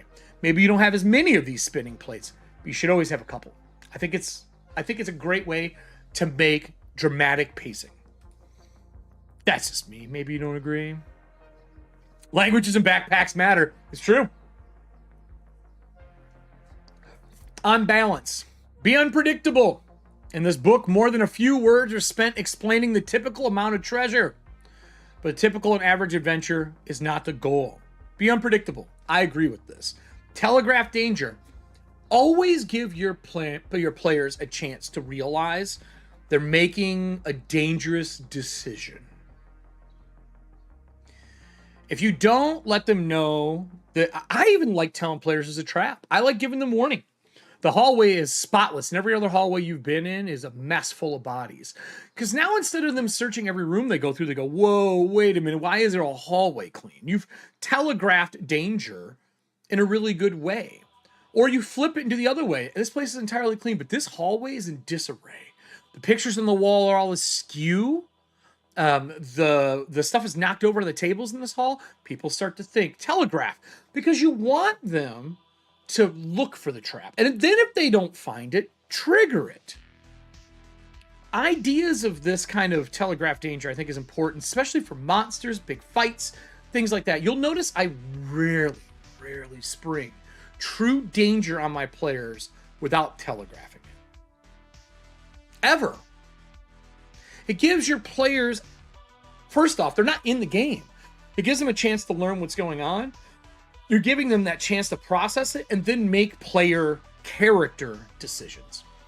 Choices matter. Look, we know I believe in this. I believe in this wholeheartedly. You'll notice that I have the audience roll dice when I would publicly roll dice at my table. That is when I have the audience roll dice. When I want it to be a dramatic spectacle moment. Choices matter. Make them stick. Don't go back on them. Don't. Because then you become soft as a GM, and you shouldn't. You shouldn't. Unless it's Ogre Force. What do you mean by that? I don't know what you mean. What do you mean unless it's Ogre Force? I don't go back on my decisions in Ogre Force. I do love Ogre Force, though. It's super fun. Running the game, it breaks down all the stuff for your game, running NPCs, running campaigns, running the mundane, setting DCs. Setting DCs. There are 4 standard DCs: easy, normal, hard, extreme. When I write systemless adventures, I've always used easy, normal, hard, extreme. There's no reason to break the mold, just fucking use it. And then you just assign the numbers to them for whatever the target number DC check for your game is. I just leave blank boxes and the GM fills them out. It's so simple. This game already has it built in. I didn't tell them danger because they didn't need to know it. They can handle everything. They were too powerful to know danger in that. I had to break and make new rules for that game. Charisma check of DC 15, dexterity check. Basically, you're rolling against, your challenges. You're using your stats instead of skills. Challenge variety, challenge skill versus player skill. Characters aren't the only ones who level up. Players also gain experience. Now, this is important. I feel like a lot of things that are lost, and I think it gets labeled as metagaming a lot, right? Like, how many GMs in this room or in this chat, or watching it later if you are, you penalize your players for metagaming? To me, players get better as they go and they get more intelligent and they know more about the game you're playing. When someone sees a ball with a bunch of eye stalks on it, they know it's a beholder, right? So you got to redress things, redo things, make things different. Or if they do know what it is, change the abilities of that. If they go, oh my God, it's a beholder, I'm like, you're right. Why does your character know that it's a beholder? Where did they hear this info? Let them merge that idea of them being a smart player to their PC instead of telling them you don't know. You don't know what it is. Let them tell you how their character would know. It's way more interesting to find out that this guy was captured by a beholder when he was younger and escaped. That story never would have came out. Let your players kind of connect the dots and help them doing it by asking them to. If you don't, and you just call them metagaming all the time, it ruins it. It really does. If they can give you a reason, bravo, smart playing. I believe in that. I really do. There was a metagame craze during 3.5, 3.0, 3.5, 4th edition, and I wasn't a fan, and I was a part of it. I was guilty of it as well, calling it metagaming, but there's a difference between metagaming and learning, and I think learning is very important. Then rules versus rulings, very important. You're not the enemy. You're a neutral arbitrator. You're just helping them get through it. Shadowdark has the following mechanics that tempt the players into taking risk Random encounters in this game are very different. We're going to get into those.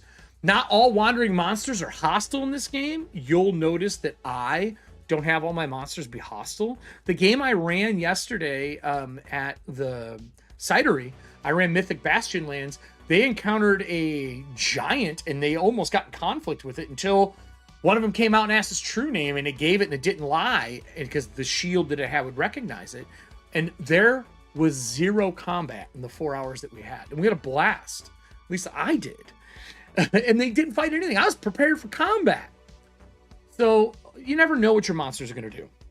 And I will say there's something said about random tables helping you break the bad habits or consistent things you do all the time. If you use tables, it helps you kind of remold a situation. So there are random encounters. There are light timers. This is important. I think Shadowdark gets a bad rep for being only a dungeon crawler. And I do not believe it's just a dungeon crawler. I think that Shadowdark does everything well. There's tons of tables in this game for everything else. But light timers, when you strike a torch, a lantern, or whatever, it lasts 1 hour of real game time. Like real world time. And that torch will burn out over the course of that hour. And that means that torches become valuable, but they take resource slots. And there are things that are hazards in the game that blow out torches. Wind happens, rain happens. When you drop them, then go out. And if you know anything about real world torches, once you light them, they're really fucking hard to relight. So if you put them out, there's a mechanic that there's a chance that they won't relight on you. They just suck. They're like a Bic lighter. This idea of resource management is really cool. And XP, the temptation of treasure and XP pulls many characters deeper in a dungeon. In this game, you get experience through gold, boons, rituals, and treasure. And I know that that concept sounds so archaic, but there is a simple adventure elegance in gold as experience. I didn't like it because it made players seem greedy when they're like trying to pick pockets and do things.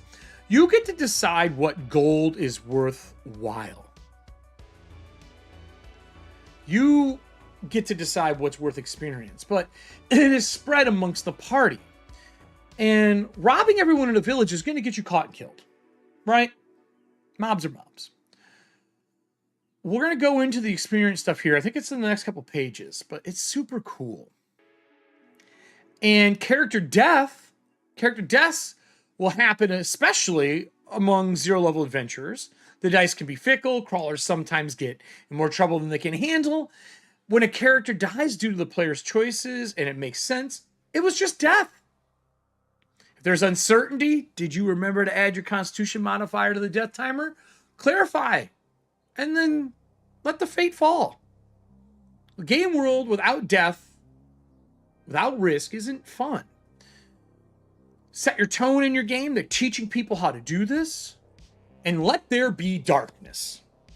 This is the torch timer. This is the mechanic that is just an extra piece. You don't always have to use it, but I find when you're in a dungeon crawl, it shoves that time along. If you really want to get spicy, just say it's 30 minutes instead of an hour. Say it. And it's like Imperial torches and lanterns on a random counter tables. Have enemies try to extinguish light sources. Have opposing spellcasters hit the target of light spells with dispel magic. Have the environment put the light source out at risk. Gusts of wind, dead magic zones, thin air, dripping cave ceilings, explosive gas, falling debris. Explosive gas, great one by the way. Remember that dropping a torch or a lantern extinguishes or breaks the fucking thing. And then mishaps. You roll a d6. Bitch is a dud. You light it up and it doesn't work. Better have another one. Water from a ceiling. Earth. And now when you write your adventures, you can put light mishap tables. Maybe torch enhances magic for anyone in the light area, including the enemy. So like, there's a bunch of fun stuff you can do with it. They also have modes of play. And this lets you change. And I know this feels... I know that modes of play sounds like a video game or a board game. But I want you to take yourself out of traditional RPGs for just a second and look at how game design has changed since about 2010. Blades in the Dark found a way to quantify tracking the world around the players in an elegant system that's fun for the GM to have and upkeep, to see how you can make your own GTA, Grand Theft Auto, and have a living world. Things like modes of play allow you to change up the pace, the feeling. Maybe the area you're in, oxygen is really little, and you can have blitz mode where it's 30 minutes, or a deadly mode where death timers are always 1, and DC 18 to stabilize the dying. These little things change how you play the game. Hunter mode, defeated monsters grant XP equal to half their level rounded down. For a big boss fight, you guys, I want you all to know this dragon is an important thing. And we're in a hunter mode scenario where half of the level of this creature is going to count as XP. Now your players change their perspective on what they should be doing. Momentum mode, you have advantage on checks to repeat an action you failed. There's a bunch of stuff that you can do in this game to really drive home different styles of play. I would like to point out, this is one page. Get into random encounters. How often? Unsafe. Check every 3 rounds of crawling through a dungeon. And you would think that's a lot, right? But if I'm checking every 3 rounds and I'm just doing this in the background and I roll, that's 6 rounds. That's 9 rounds. That's 12 rounds. Finally, I got a random encounter. And then you roll for the distance. Oh shit, it's close. Then I roll for the activity. It's a 3 and a 1. That's a 4. They're hunting. They're close and hunting. They've been stalking them the whole time. And you make sure that that makes sense for the area. And if they're going through an old den, maybe it's a tiger in the hills. Maybe it's a kobold that has trapped this entire place and has been funneling them towards the traps. Make it make sense for your game. Don't just do random for random. What this does is make the world feel living versus forcing an encounter. You want that encounter to make sense for what you're doing. I believe that. They have it for overland travel as well. And then heighten it. Maybe an alarm goes off, and now you're in a risky scenario. And now it's every 2 rounds I'm checking. An initiative in this game is persistent. At the very beginning, everyone sits down and go, all right, buddy, set the screen down. Let's roll for initiative to get our game started. Everyone rolls. That initiative stays in order. This is what we would do when you go around the table every time to make sure everyone has a turn. This initiative lets everyone roll, and those who have better initiative bonus, you just write it down. You put their names down, I'll let you get their names, and you go in that order every fucking time unless somebody wants to change it. And then you move it around. It's a nice persistent thing for out-of-game, like crawling initiative versus in-game combat initiative. There's reaction checks for, hey, 2d6, a 5, and an 11, plus a charisma mod, a 1. They're friendly. Treasure. There's a 50% chance that randomly encountered creature has treasure. Maybe they do or don't. A blade stuck in the hide of a boar. Maybe the kobolds that you're dealing with have been looting all the people that they've killed in this game. Maybe the pits have stuff in the bottom, giving them a reason to go into the traps.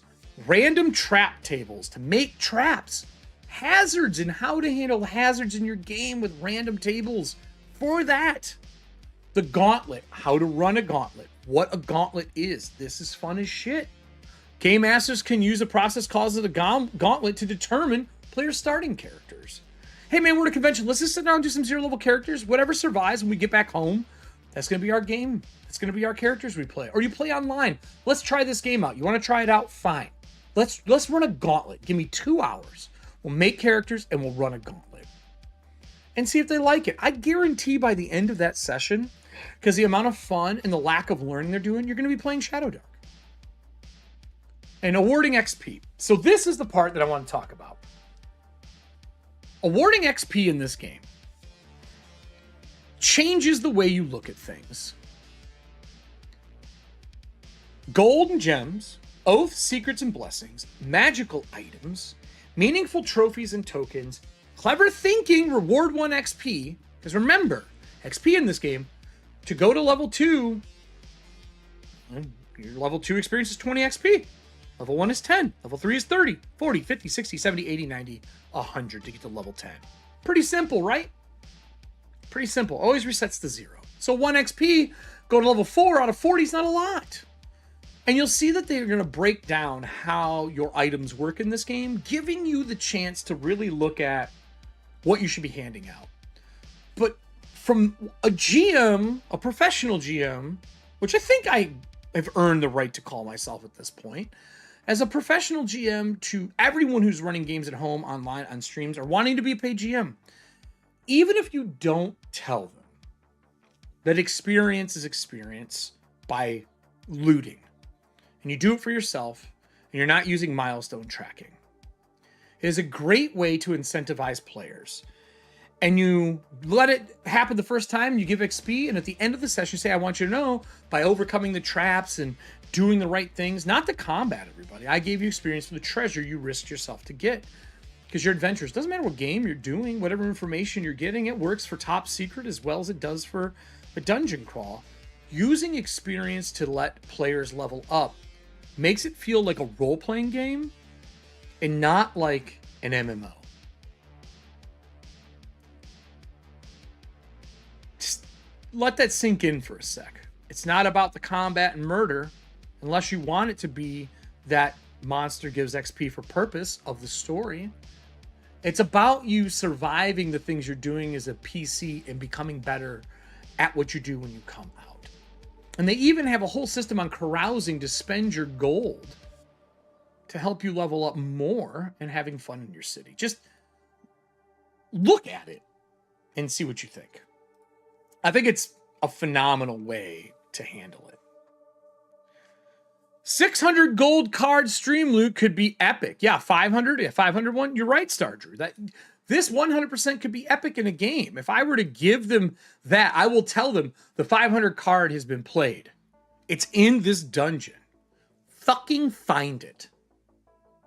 Because that's how I'm going to do that on Mondays. I have some wild cards for the Monday game. It's going to change how we use Streamloot cards. I love Streamloot cards because I feel like it not only lets you support the channel, but it lets you be a part of the show. I always shout out the cards that we use. If you're in our Discord, I take screenshots of the ones that we use during Secret time. They matter to the game. In this game, 600 experience is a lot. You shouldn't even be getting that at a low level. It's not a thing you should be getting. You know what I mean? But you having 100 gold, 80 gold, 80 GP in value is level 7 to 9. That's when you should be getting that amount. So as they level, I'm going to change the experience card for what the gold is. But 10 gold times the average party level is what you should be handing out. But you'll notice, look at this. A legendary 10, Staff of Orda, Jin's Wish, a Dragon Horde. If I put a 500 gold XP in there, maybe it's a Fabulous. Maybe it's a Dragon Horde. 10 XP. Boom. Level 2. We're rich. Now what? Now what? So you got the Something Happens table, a D100. Someone roll a D100. These tables are great. If you're out of ideas and you need something that happens, there's a D100 table. And these have a ton of stuff in them. Like, they're really good. But they do this in Shadowdark more than once, just like Knave. They have so many. So, okay. Rogue just rolled. We got a 72 on a D100. A 72. An old woman points at you and yells, "There they are." Start the adventure that way. Just start it that way. That's them. There they are. Maybe she's blind. Maybe you stole from her dead king and she caught you, and that's where that 500 gold came from. Do you know what I'm saying? There's a whole bunch of D100 rumors. Someone rolled a 31. A 31. Every full moon, the prancing unicorn larder is robbed. Do we have a Weracorn? Is that a thing? Is a Weracorn a thing? It is now. So those are the things you get to kind of build out. There's rumors. There's an entire adventure design, and we are going to use this over the next week, as I'm developing stuff for Breachers, we're going to use the adventure generator to see how well it works and how I can make my own adventure generator for Breachers, because what you're doing in Breachers is similar but not the same. Imagine this. If it's an 8, it's a bribe the cult of the fallen hero. There's a venturing site name generator. There's NPC generators. Qualities of these people. This is stuff people have a really hard time with. What does that old woman look like? Well, let's see here. We're gonna roll some d20s. 17. She's got a gold tooth. She is apologetic and obsessed with fire. She's got a gold tooth, apologetic but obsessed with fire. She's blaming you all for a fire she started. And they're right there. They did it. Look how easy that is. And you can pre-roll this stuff. Like, a lot of people think tables you have to roll while you're playing the game. You could pre-roll these NPCs. If they're in there, just roll your 3, get what you want, and suddenly you have what you need. And it looks like you did a lot of prep. And if you roll something and you don't like it, just change it up a little bit. Maybe it's like, I really wanted to be a balding, gold-toothed firebug. Okay, there you go. There's occupations. Rival crawlers. I think this is hella important. This game has rival crawlers. You're not the only adventurers out there, everybody. But you can make an entire rival crawler group in a matter of a couple minutes. If you need to be a GM and put a loading sign on the front of your GM screen, I remember who I just heard someone say that. Another YouTuber's like, oh yeah, someone puts a loading sign on it. And they take a couple seconds and people go get a drink, come back, and boom, the rival crawler's there. People take their smoke break. Party name, signature tactics, NPC name generator. You see where this is going? You can't tell me this game is only dungeon crawling with the amount of random tables we have in this book. You just can't. And then they even make it to where you can generate your Shadowdark maps. Look at this. You roll the size of the dungeon or site map, whatever you want, and then this is how many dice you roll. And you note the position of where every die falls on the table. Chelsea does a good job. Let me write this down. I'm going to put a note. I'm going to look up Arcane Library's Dungeon Builder. She goes over this in detail. I'll try to link it down in the show notes here, or I will after the show. Or a card. What's the timestamp? I'll even put it as a timestamp. What are we at? 213? 213, so I'll say 210. 213 to put this. She puts a thing up for how to roll up your stuff. You throw the dice on a piece of paper, you move them where they are, you note the position where they fall, and then you write them up. So if it's a risky, small 5d10 dungeon, you throw them down, and then you go through and you write out the sites and map out the area, and you make your dungeon out of them. Look how quickly this is made. Could you imagine making a dungeon this fast? And there's been methods for this out for a long time, but it's been kind of homogenized into one spot for you. All the way down, traps to boss monsters. Like, easy. And then overland hex maps. You want to do overland hex maps? Here you go. Here's how you do it. Here's how you do points of interest.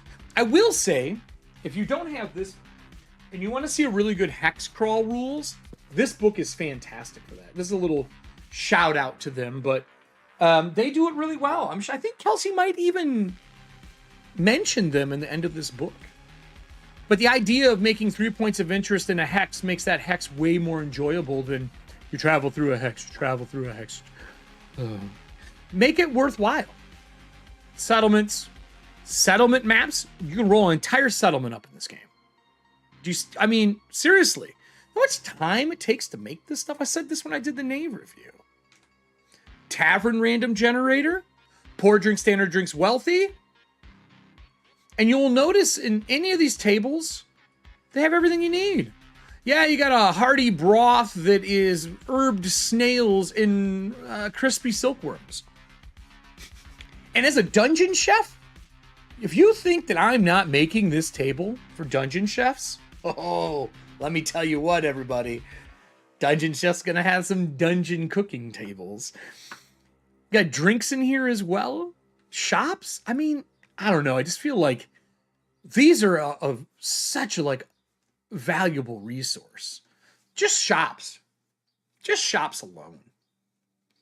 Do any of you have a book that you use for your random generators?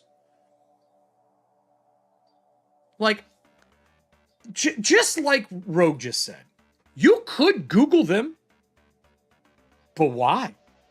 Now when they're in a book, and if you have the PDF, it's even easier. Hell, print that page out. If you know you're doing taverns that day, print the page out. If you're doing a bar crawl fight, if you need shops that make sense, like the Royal Storehouse, and it's heavily armed with bodyguards. Interesting customers.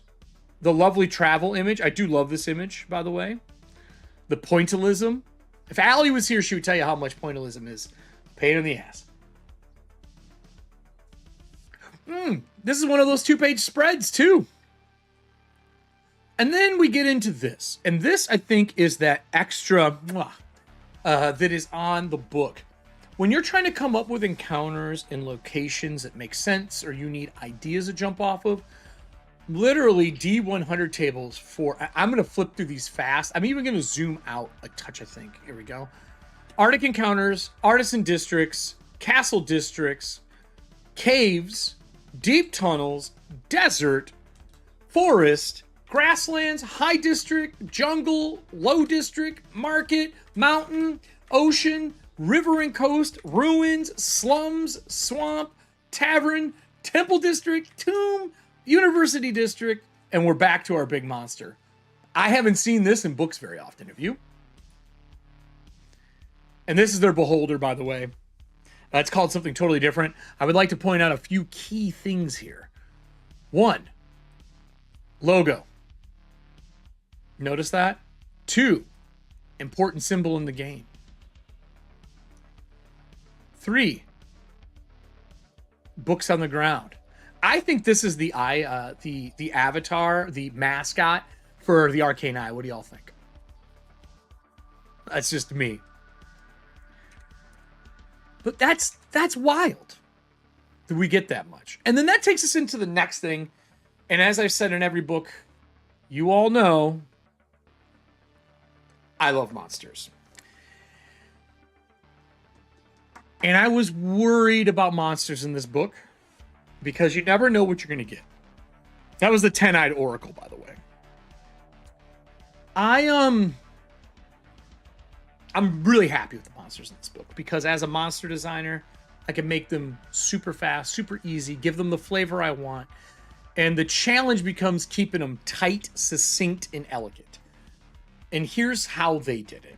They have a lovely write-up of the Dripping Beast and the 10-eyed oracle and what it is. Read that story on your own. They break down the monster attributes, armor class, hit points, attack, movement, stat modifiers, alignment, spell casting, dark adapted. All monsters can see in the darkness. But blinding or deafening a monster still hinders it, right? They all have it. There is a monster generator table. If you need something wild in that dungeon of yours, guess what? You're kind of covered. Like, covered. How they come up with these takes time. Make that monster weird, everybody. How designing monsters works. From the combat role styles, and they give you broad terms like Mook is low damage, HP, AC, and attack bonus. They're swarmy. Soldier, mid-range, damage, HP, AC, and attack bonus. Striker, high damage and attack bonus, low HP, AC, often stealthy and skillful. Your tank, your controller, you're getting the idea here. You're legendary. And then they go through your stat modifiers, description, movement, and levels. I played a game with somebody and we decided a belay was in our game at level 1. We didn't know that the belay or bullet, depending on who you are, was the level it was. And we ran because we were going to die. And it's hunting in the ground, but we found out that it likes crystals. And it eats crystals. So now we're going back, or metals. Now we're going back with a bunch of rare metals to create a distraction to go in. But this is the levels for it. They break down your attack bonus. They break down damage by level so you can quickly make your own. They talk about how monster talents work and how many monsters you should have based on the average party level. I don't know if any of you have tried to use the encounter builder for 5e. It sucks. It's really bad. And I know they had a really good concept, but when the system got so bloated, it didn't work anymore. And then there are people like Sly Flourish that have fixed it and taking the averages because the numbers are so tight, you can't fuck around or you will find out by killing your party. This game is not about balance, it's about fun. It's easy to make a character. The risk reward isn't as bad. If a player dies, it may suck, but like they're not out of character for a long time. They make another one in a couple of minutes. This game, they're telling you, be careful. Monsters are deadly. Monsters are deadly. Monster statistics here. I always start with them because it's the first page. This is an aboleth, and this is the aboleth stat blocks. For all my DMs out there, please take this into account. Look at how small the stat block is for an aboleth. Look how small that is. That's insanity. And their stat blocks are so good. AC, HP, first two things you need to know. Next thing, attack. Here you go. Here's the distance. Here's the bonus. Here's the damage. Here's the other attack it can do. Here's its move. Strength, Dex, Con, Int, Wisdom, Charisma. Alignment, and level. You're done. You're done. Couple of abilities. Rock and roll. Then when you get into broad categories, they have a lot. They do a little write-up at the top for you for angels. They give you the different angels. Animated armor, ape. Look at this. Look how quick you could print these out on cards. Archmage, assassin, basilisk. All the stuff you need, right? We're going to scroll through. Boom, boom, boom. We're just going to start going through these quickly. Demons. Own page. Own page for demons. Here's how they work. Look at that ugly bastard. That's a Merilith.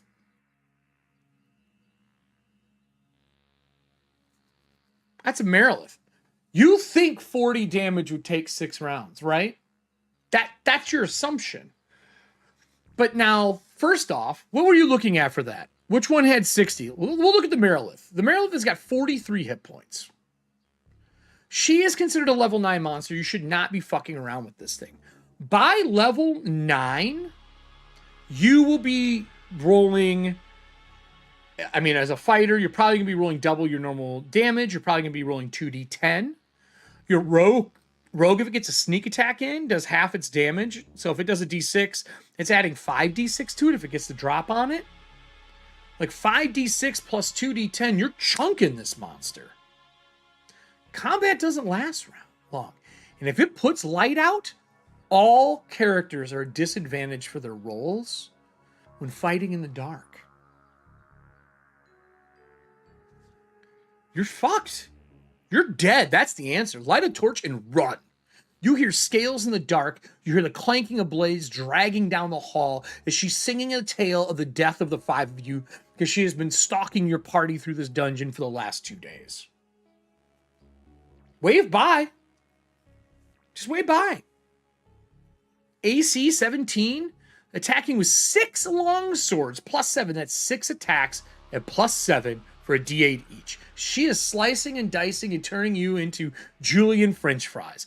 Yes, that was a Ninja Turtles reference. You are welcome. This changes the game. So if you flip through all these monsters, dinosaurs have their own bracket, dragons, don't mess with the dragon in this game. Just don't do it. Don't. You're dead. And they're cool too. They're environmental dragons, closer to like, I'd say more like Dragon Age than 5e dragons. Drow have their own section. Anyone who has played in my Eight-legged queen knows how dangerous drow are. Whew. So these are all your monsters. You get the idea. And I'm just going to flip through these while I'm talking so you can kind of see what's in here. But I feel like having monsters this quick lets new GMs soar and learn the game. And I feel like it lets older GMs that have been around flex and change things to make them feel good. That Lich is one of the longest stat blocks in the game. It's one column. For a Lich. I love this Minotaur art. This is probably, honestly, some of my favorite Minotaur art. And then you got the Flayed. And these are like boss monsters, legendary boss monsters. They get their own stat block. This a page. You know, dealing with this thing is an entire campaign. Fighting these monstrosities. And your regular mummy that is there with the weird-ass mushroom folk picture, which is so great. Here, Obiox of Azurumi. A whole fucking write-up for him. But everything else, simple, clean, easy to do. Look at that owlbear. That owlbear is frightening. There should be a dessert dragon with a frosting breath. Hey man, if you're running the Wendy's game, you should do that. If you don't know what the Wendy's game is, look it up. I highly recommend it. All your classic monsters in here. They didn't leave anything back. That Remoraz is awesome looking. This Roper, great image. I love the pointillism for some of this stuff. So as you scroll through this, now a GM can make a monster and not even think twice. Here's their 10-eyed Oracle and all their fucking powers. It's a beholder, everybody. The Tarrasque is still in here. Look at this monstrosity. It's a fucking mountain. It's got a river of drool. So you get all these fun things. The Wandering Merchant is a great NPC. So when we get through all this, I'm going to click through them all. We get to the Collector's Edition black and white art. And we get the treasure. They talk about treasure overview, how to use it, if it's guarded, if it's unguarded, if it's a fleeting treasure, how to deal with loot in your party. They're educating your GM on how to do it. And then, by level, they have treasure. And you may think a bag of smooth pebbles at level 0 to 3 doesn't matter, but that's ammunition that works. This is all smart stuff to me. All of these are smart. Treasure tables are 4 to 6, 7 to 9, 10 plus. And then mundane items, gems, forgery, things like that of luxury. Well, one of the backgrounds is a jeweler. You can basically grab something and look at it and know its rough value. Luxury items and what they do if you want to roll out a luxury item table. And then boons is XP. This is important. Hey, look, it's our Werecorn. It's our Werecorn passing the curse by stabbing a man through the eye. We found our Werecorn, everybody. It's the hyperlink god, the Werecorn. Someone needs to give me art of a Werecorn. I need... Allie, where are you? Can I get some Werecorn art? Todd, if you're watching this later, can we get some Werecorn art? Black and white, please. There's oaths. Oaths here. The Duke will procure you an audience with the Queen. These are things that also give you experience as well. You can get things from secrets or oaths. Random tables to generate details 1 and 2. Blessings, a merfolk kiss. You could breathe water as if it was air. Simple. It's such a simple... There's no... You're not looking anything up. You have the merfolk's kiss. What is it? You can breathe water just as if you were on the surface and breathing air. What? Yeah, it's forever. It's a blessing. I mean, it's a blessing until they're mad at you. Then you get in the magic item attributes. How they work. Almost all magical items in this game have a benefit and a curse, which I really enjoy. It's not all of them, but it's a lot of them. They have personalities, magical item idea generator. We talked about that earlier. How consumables work. Magical armor, rolling your tables up, making them featured. Like, once you've done this a few times, you can make your own table that fits the game you're running. If you're running a Bronze Age game, if you want to run Dark Sun, it would be easy with this game to do it. Imagine Defiler magic using spellcasting in this game, where you're willing to get an advantage, just destroy the stuff around you. And then you have a mishap table for defiling. You kill a bunch of trees and they grow through you like roots and vines, holding you in place and doing damage as you bleed out on the ground because you failed your defiler magic. Cool, I made that up on the spot. Pretty easy, right? All that was you got an advantage, but your mishap's real bad. And you can even make it better where if there is a 1 on either die, even on advantage or disadvantage, there's mishaps because you're defiling. But if you're a person who's a preserver, you may not get that advantage, but your mishaps only happen on 1 die instead of 2. Easy way to handle that. Potions are in this. Scrolls, randomly generating them. Super easy. All the different tier spells. Notice I said they're a D12. There they are. Utility items. Utility benefit. And I will say, it's important to recognize that items in this game, magical items, are more of a solution with no question. So they are answers to a problem versus a bonus to your character. They solve issues most of the time. And I really like that. I feel that magical items that are solutions make players be creative with the gear that they have. We're almost through this. And I'm going to do a quick recap for people. Weapons, item personality. I dig that they put this in here. I totally forgot that this was in here. I'm actually going to mark the personality table here. I think that is amazing. What page is this? 295. I love that they did this. They even have the traits for them. They have designing magical items and how to do them, the nature of them. Guy trying to steal, going to go poorly.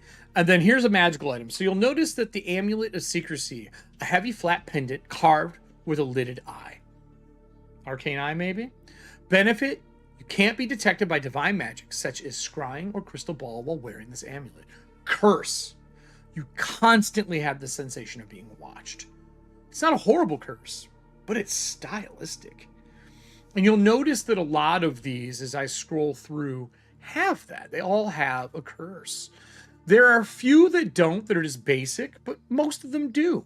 Like one that's got a one-use thing like Beads of Force, there's no curse for those.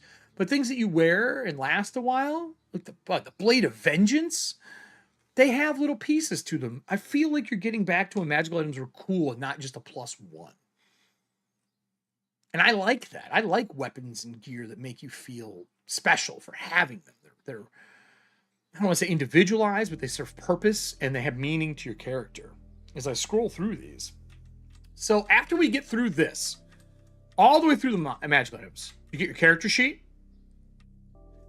and then you get Join the Dark. Here's a Discord community if people want to join them and where to find them, how they are at conventions and what they do at conventions. The newsletter that you can sign up for. Everything's here. One page where to find the adventures, whole 9 yards. Your credits are here. And then you get into the back 2 pages of the book, which have your random encounters, character information, like a mini GM screen at the front and back of your book. And the most important thing that every GM should have ready, NPC names by Ancestry.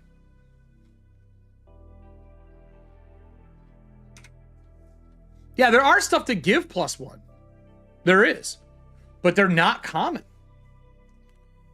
They're not common at all. And a +1's huge in this game, because the only way to get +1 is talents. Like, here, let's go back to that. Before I break down and to go into this, we're going to look at those bracers. I know which one you're talking about.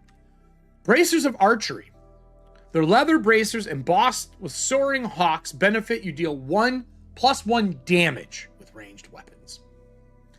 Not a lot of that in this game. There really isn't. Defense gives you 1 to defense. Just some basic shit. But everything else has got style to it. Like this one's great. Your wisdom stat becomes 18 +4 while wearing this circlet. But most of this stuff is got style to it. It's pretty cool. Not just a +1. +1s are important. So when you get to the end of this, that's that. And then the back of the book is the back of the Arcane Library. Now, as I do with all these shows, I'm going to record a quick 15-minute recap. I think I can summarize this one pretty fast. I'm thinking about what I want. I need some different music.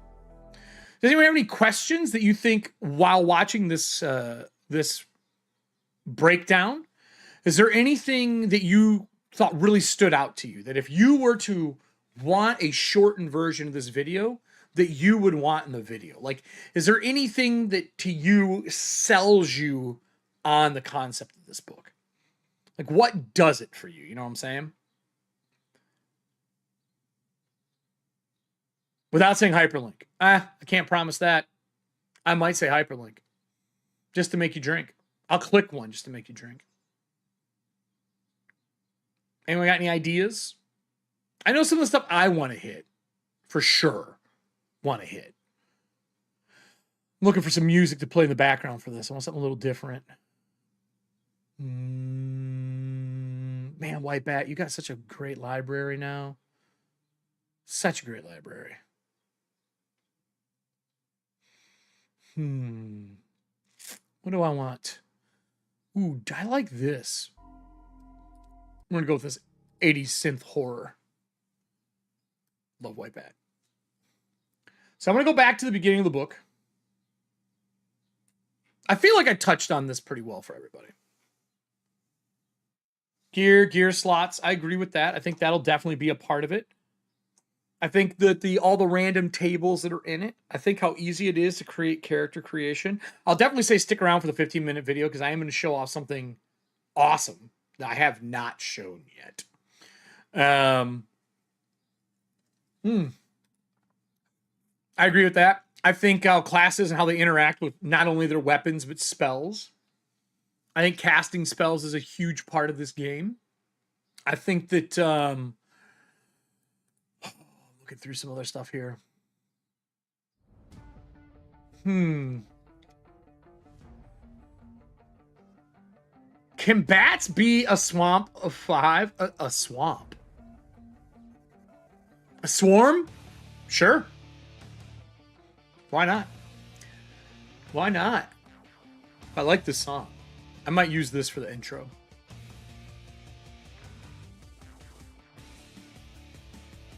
It's got some movement to it, right? Healing spells are life-saving until you... I will say this. Healing spells are life-saving, but I've seen that healing spell get cast on the first guy who was down. They found a party member that was injured. And this was with Sean from Gaming and BS. Sean. He went to cast a spell and he failed to heal the first guy that was down in the 8-legged queen, and he did not have healing spells for like the first half of the fucking adventure. Oh my god. This is one of those moments you're like, oh no. Oh no, you're not gonna make it through here. He did though. He did make it. He did make it. It was super dope. So I'm gonna click to my... How do I want to start this? I'm gonna start with me talking. Click to a quick transition of starting soon. I don't want starting soon. Let me see what this looks like. No, I don't want that. What's a game screen? No, I don't want that. I will go to this.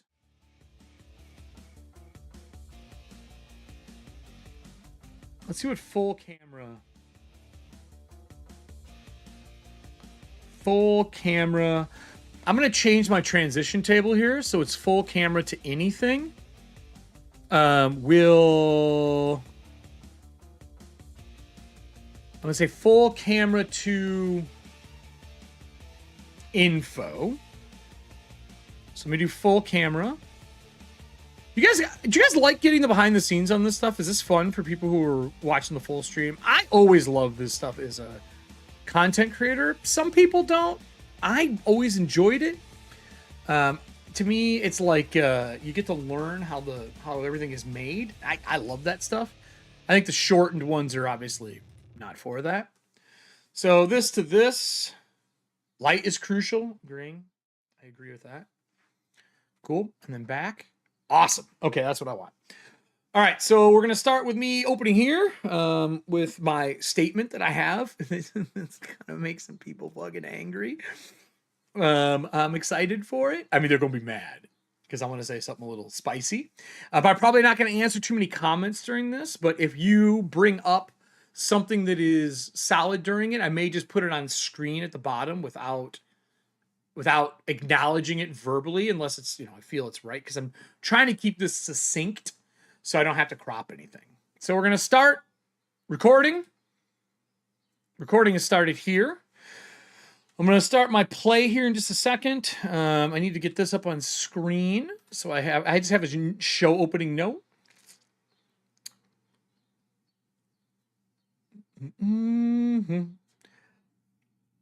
Yeah, I think that'll work. Shadowdark. Okay. All right. Well, let's see if we can do this in one take. That's the game plan. One take, everybody. So 3, 2, 1. Hey everybody, I'm here to talk to you about Shadowdark and why you should buy it. I mean, besides the fact that I'm telling you to, and that's the best reason, I think it's your replacement for 5e. Let's dive into it. Let's break it down. All the nitty gritty that you need to start your first game in Shadowdark, and a little bit of a 15-minute review of the book. Maybe more. We'll see how this goes. So Shadowdark is come from the brains over at the Arcane Library, specifically Kelsey. They grew up playing tabletop over in Lake Geneva, the ex-mecca of gaming, and then over the course of their time, they've been running games, playing games, and when the OGL debacle happened, they decided it was time to build and put out Shadowdark. The Kickstarter crushed. I think it did over 1.3 million. If memory serves, you can correct me and comment down below like you do. And this here is the collector's edition cover for the book. There is a non-collector's edition version, and they're right now, at the time of this recording, reprinting, and I'm pretty sure, according to their Discord, you're going to see some of this stuff at Gen Con 2024. If you're watching this in the way future, welcome. There's still, shit for you to learn. So let's talk about the book as a whole. This is a 5e styled book, but not the same as you know. I like to say it's a parallel, rules light to start, with easy structure to build top of. Well, why do I say that? First off, there's no skills in this game. This is a stat-based game with talents from classes, with magical items to give you some extra flavor, and a lot of open space for you and your table to build what you want your game to feel like. So much so, Kelsey says there's no setting for Shadowdark. That setting is for you and your players and other publishers to make. I mean, maybe in the future we'll see something from them, but honestly, with the amount of work that is in this ginormous book, it is 332 pages, but really only like 25 to 30 of them are actual rules for you to do, and most of that is making a class and putting your character together. And you'll see as we dig into this how clean and how simple this book is to use.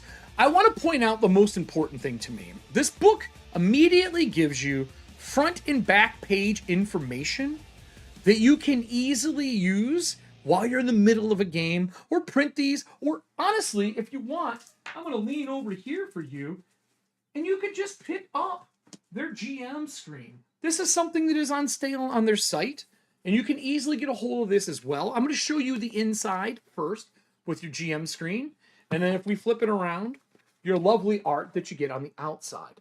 And here, we'll make this widescreen. You can see it all. And it's very simple to use at your table. These are all A5, if you're familiar with A5 stuff. And I think A5 is that great size for travel, for running games, for doing all the things that you want. And all of their publications are also like that. Everything is at A5 format, from 12 pre-generated characters, to maps and adventures for you, to monsters. And then they have 3 cursed scrolls out now that have extra class. Some have ancestries, lots of extra gear. Each one has an adventure, and they all have wonderful tables on the back for you to use. Now, this is looking at the physical product. Today, we're going to use the PDF for everything, because while I have these 2 beastly books, it's going to be easier for me to showcase them the other way. If you're wondering what the difference between the collector's edition is from the Kickstarter, if you find one, someone's reselling it, or maybe at Gen Con you get lucky and they bring extras, a little bit nicer paper, embossed cover, both front and back. And this one, still just as thick, has all the same content in it. Nothing's changed. Same on the front, their iconic monster as well. And you can pick these up coming up pretty soon. You can get the PDF now, of course. So you got these lovely 2 tables that I was talking about in the front of this book. And they allow you to do whatever you need looking at these. And they kind of give you all of the rules for how difficulty classes work, the 9, 12, 15, and 18. Notice these are nice static numbers. If you're familiar with things like Mork Borg, or even Shadow of the Demon Lord, or Weird Wizard to a certain extent, any of those kind of styled games, you'll notice that target numbers have become more static without sliding scale. And it makes it easier to run, and it makes it easier to teach, and it sure as shit makes it easier for players to understand. So those are your DCs. There's morale in this game. Monsters will run from you. There's distance and movement. They went with zones, but still gave you measurement in case you're in a dungeon square-based combat. I say dungeon, but I don't mean everything has to be a dungeon. Even in a city fight in an alley, you may be using squares. So I should say encounter area, but dungeons, what everyone knows when using squares. They talk about how to use them. They break down dying and spell focus right on your first pages. And I'm going to scroll quickly to the back of the book because there is extra stuff at the back. You'll notice you have NPC names, how XP works for treasure. Don't balk at it. Don't balk at it. I promise you. XP for treasure works really well. And I will dive a little more into that during these couple of minutes I'm going to talk. And then they have random encounters for you to quickly get through what you're doing in your game. So with that said, I do want to dive into the book a little bit and scroll us past these tables. Credit is given where credit is due for art, even the page numbers. I would like to point out they went the extra mile, and every single one of these are hyperlinked for the art, for Lucas and for the other people that are making and brandishing, doing the trade dress and all that kind of stuff as well. They're all hyperlinked so that the credit is given where it should be. Thank you for the attention to detail to the Arcane Library crew that put this together. All table of contents are hyperlinked in the PDF. I mean, everything is. Like, I don't think anything I've clicked on in this book wasn't. And it allows for something amazing when you're trying to find things in this book. So I'm going to quickly pan through. The art in this book is all black and white, gorgeous. I like to say upgraded kind of second edition style, but there is some old school pieces that feel a lot like second edition, almost exactly like second edition, to be 100% honest. There's a good introduction. There's a breakdown for how it works. They teach you how to play Shadowdark. And I have to say, if you are a 5e person, you've played a lot of D&D or really any other 5e game, if you grew up in OSR or play OSR now, some of this is going to make a lot of sense to you. People fear the word OSR because they think it comes with grognards and jerks and things like that. That's not true. OSR is a style of play, and it is one that I think should be presented to your table a few times and maybe even mingled into how you tell stories at your table. I think you'll be surprised what it can do for you and your party, your table of players. But specifically, this page tells you what Shadowdark is and what defines the game. They go into the basics immediately, and you'll start to notice as you go through these 300 plus pages that everything is a page or a 2-page spread so that you can understand that information fast. All right? And we're going to go through this quick. If you want to see the longer version, I did a live stream that this is cut from.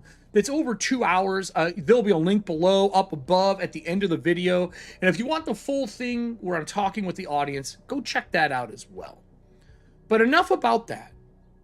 They break down everything you need in the first couple pages, from dice to stat to hit points, what you should do next, more gorgeous art, how characters are made. Very simple one page. This is what's involved in your character. Then giving you that second page of AC and attacks. I highlighted some things in this during the live show. Talents are what you randomly roll under your class every, I believe, odd level to make you better or more unique. And you'll see that as we go through the 4 classes that are in here. And I gotta say, don't worry. There are more than 4 classes out there. Between third-party publishers and honestly, the Cursed Scrolls, there is a ton of them. And stay with me to the end of the video. And I'm going to show you something that will, if nothing else, make you try this game out of the gate. You can go download the free trial version of this game on the Arcane Library's website, which is down below. And then there's a website that will make all of this even easier for you. My live show hasn't even seen it yet. So as you go through talents and roll them, we talk about spell, we talk about gear. I will tell you equipment is important. You only get so many gear slots in this game. You get either 10 or your strength score, whichever one is higher. So if you have a strength of 8, because you can have that in this game because it's 3d6 stat rolls, you take 10 instead. But there are some class talents and abilities that let you have more. You'll see that when we get to the fighter. They do have 0 level work. If you want to play a 0 level game and grind through and do a grinder, if you're familiar with those. If not, there's a whole area on it in this book on how to run them. You get the beginner's luck, so everything works for you. Whoever survives that, you play your first level characters. It's a great way to get introduced to, I think, almost any game, but they call it out in here. They break down your stats. You will notice that 18 is the highest. If you're rolling stats and you don't get a 14, there's an optional reroll.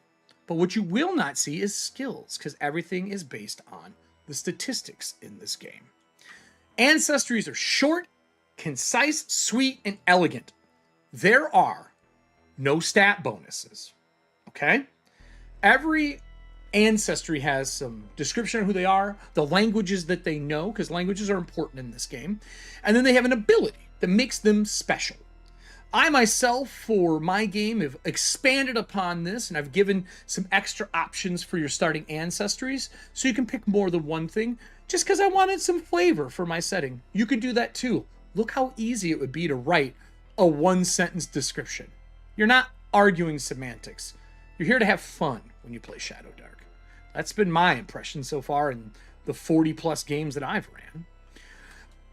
First class. Let's talk about fighter. It's in every game. I don't care what you call it. Warrior, fighter, sword and board. They're in every game.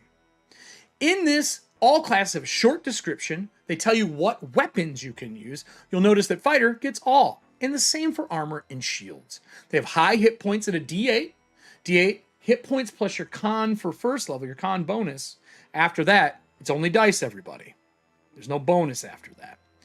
You have some special abilities, 3 specifically for the fighter, from Hauler, which you get to add your Constitution modifier to how many pieces of gear you can carry. Weapon Mastery, where you choose a weapon and you get a bonus to attack and damage. And that's big in this game, because you don't add strength and dex modifiers to your damage. It's just a die roll. That's it. So a fighter becomes very powerful when they get those bonuses. And you may worry, how does that help me with strength and stuff? Don't worry, you still hit better, you have a better chance to hit, it's more frequent, hit points are lower in this game overall across the board. And I mean, we were just looking at Mariliths, and I think they had like 43 hit points. They're level 9, and they will mess a party up. But 43 hit points is low in 5th edition. You also have Grit, which you choose strength or dex, what kind of fighter are you? And you'll notice this table. At your 1st, 3rd, 6th, 9th level, you're going to roll 2d6 and you get new talents. And every class works this way. The core ones in this book are 2 to 12, but things in Cursed Scrolls like the Assassin, I can't remember the exact name, I think it has a D12 or a D20 table for abilities. It's wild. And it's not made to be balanced. It's made to be fun. It's about getting back to fun in the game, not arguing over rules because nobody read them on the player side of the table and no one remembers them. If you're a GM, you know what I'm talking about. As we go through these, they all have their own art. You have Priest. And this, I'm not going to go through every class, but I will talk about spell casting and Turn Undead, because they are core to a lot of the games we know. Turn Undead is amazing. This is a spell in the game. And when you have Turn Undead, hyperlinked by the way, it takes me to Turn Undead. Tier 1, which is the spell. Priest, duration is instant. Near means within a certain distance from you. Close is next to you. Near is the next step out. There is measurements for it in the game. But you rebuke undead creatures, forcing them to flee. You must present a holy symbol to cast this spell. Now that would be, in my eyes, what like an OSR game would do. But this one kind of levels up a lot of their design. They've saw what Pathfinder 2e has done by being able to spend more actions to cast better spells. We've seen being able to use meta magics in 3.0 and 3.5. And in this one, It's based on something a little different. Undead creatures within near of you must make a charisma check versus your spellcasting check. We'll get into that in a minute. If the creature fails by 10 points and is equal to or less than your level, it's dead. It's destroyed. Poof, dust, blade, you know, burning steel wool, because that's how they did that in that movie. And then if it's by 5 or, you know, or they failed, but they didn't fail by 10, they just flee for 5 rounds. And if they succeeded, they're still in front of you and probably beating the ever-living shit out of you in the dark. With that said, spell casting is very easy in this game, but it's different. It's not Vancian. You're not memorizing spells. The spells that you know as a priest or the spells that you know as a wizard, you can cast them repeatedly. And the way that you cast them repeatedly is you make a spell casting roll. DC 10 plus the tier of the spell. You use your stat modifier for your class plus any talents you may get. You'll notice looking down at the priest table here, there are some benefits to casting spells. You can get a specific spell that you're really good at where you get advantage. We're all familiar with advantage, where you're rolling 2, really upping your chance to be able to cast that spell. And wizards get something very similar. And when you're casting scrolls, you roll to cast scrolls. And if they're higher tier, that becomes more difficult. If it's a tier 5, it's a DC 15. If you only have a +2 and maybe you gained a +1 in there, +3 makes a 15 difficult to cast. You may fail. And I want to point out there are mishap tables in here based on the tiers of the spells for both wizard and priest. And all supplemental material, they have their own mishap tables as well. So as you go through, you got your known, your thief class. By the way, they get half their level in the weapons die as extra damage if they surprise somebody, if the creature's unaware of them. They get club, crossbow, dagger, short bow, and short sword, but if you have a cool background, which is coming up, your GM might give you something else, like maybe you're a nomad and you know how to use bastard swords, making your rogue or thief feel different than anyone else's. Talents, again, they specialize in thievery. You get the point. Wizard, again, same thing. No armor, only 2 weapons, making their spells very important. They can learn new ones by spending a day with a scroll and making a roll. Means you can cast some pretty powerful things at low levels if you're willing to risk it. You get into the wizard spells.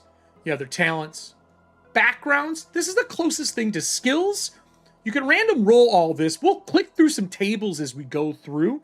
But these allow you to be really good at certain things and give you advantage. If it makes sense that you're an urchin and you want to pick pockets off of a guard at a door, that might make sense because you grew up doing it. Or maybe you know where to gain information about the underbelly of the city. Or a scholar knows where to buy the right books in a town.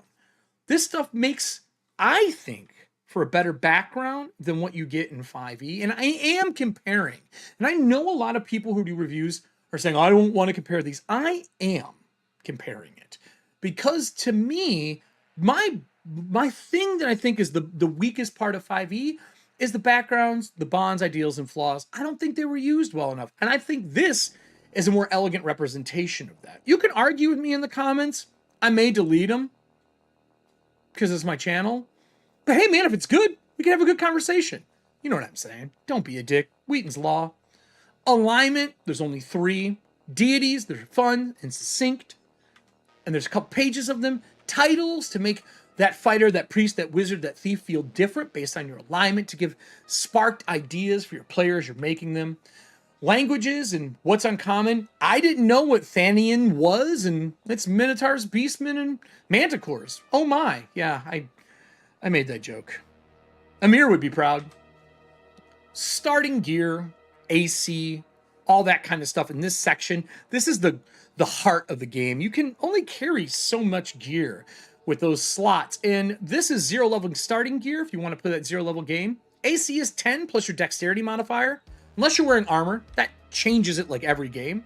Quick, light, easy to understand pieces of gear and how they function. Basic gear, a whole list. I will highlight one thing. You'll notice that things that are like multiples, arrows, bolts, things like that, it'll give you a number, and that's basically 1 to 20 takes a gear slot no matter what. If you have 40, that's 2 gear slots.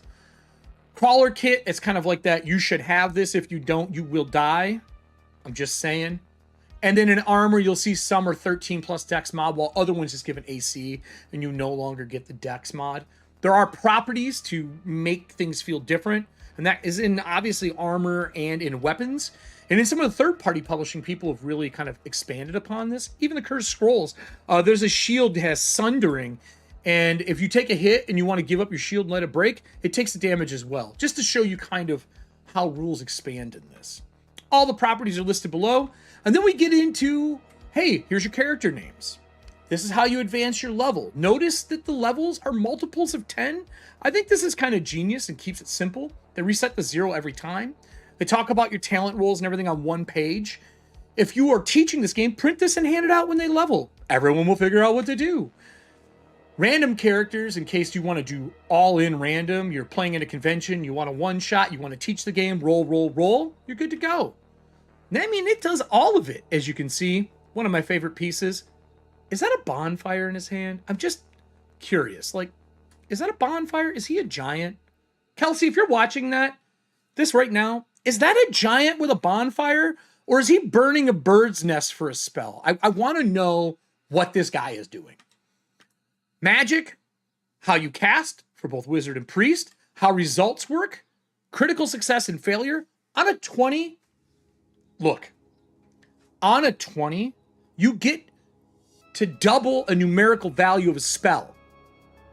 And if it's a focus spell, this remains in effect for a focus. And focus spells, you roll each round to keep them going in this game. There's some really cool dungeon crawl rules, like the torch timer in this game. Wait till you see this. It's not revolutionary. I think we've all done it as GMs, but she's found a way to add the best parts of board games to help you quantify moments in your game and make them work well. And they set expectations for your players. Like, for example, when you're looking at spells, if you have penance, there's a sacrifice value.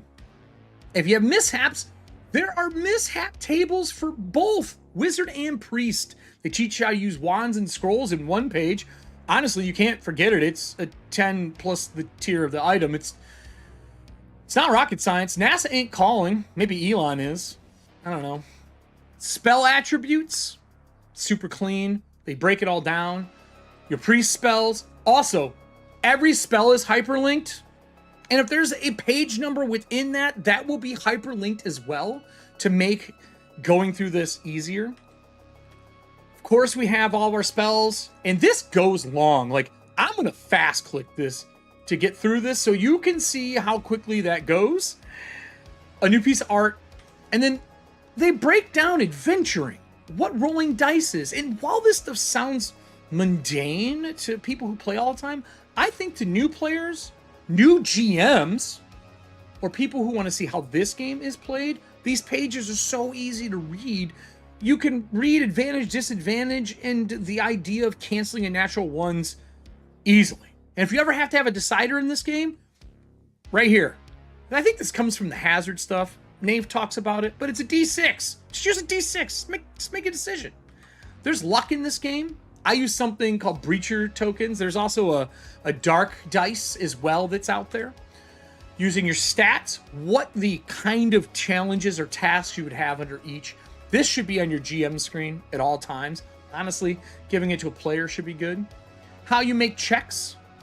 Time. Real time is a thing in this game. 1 minute or hour of the game time is equal to 1 minute or hour of real time.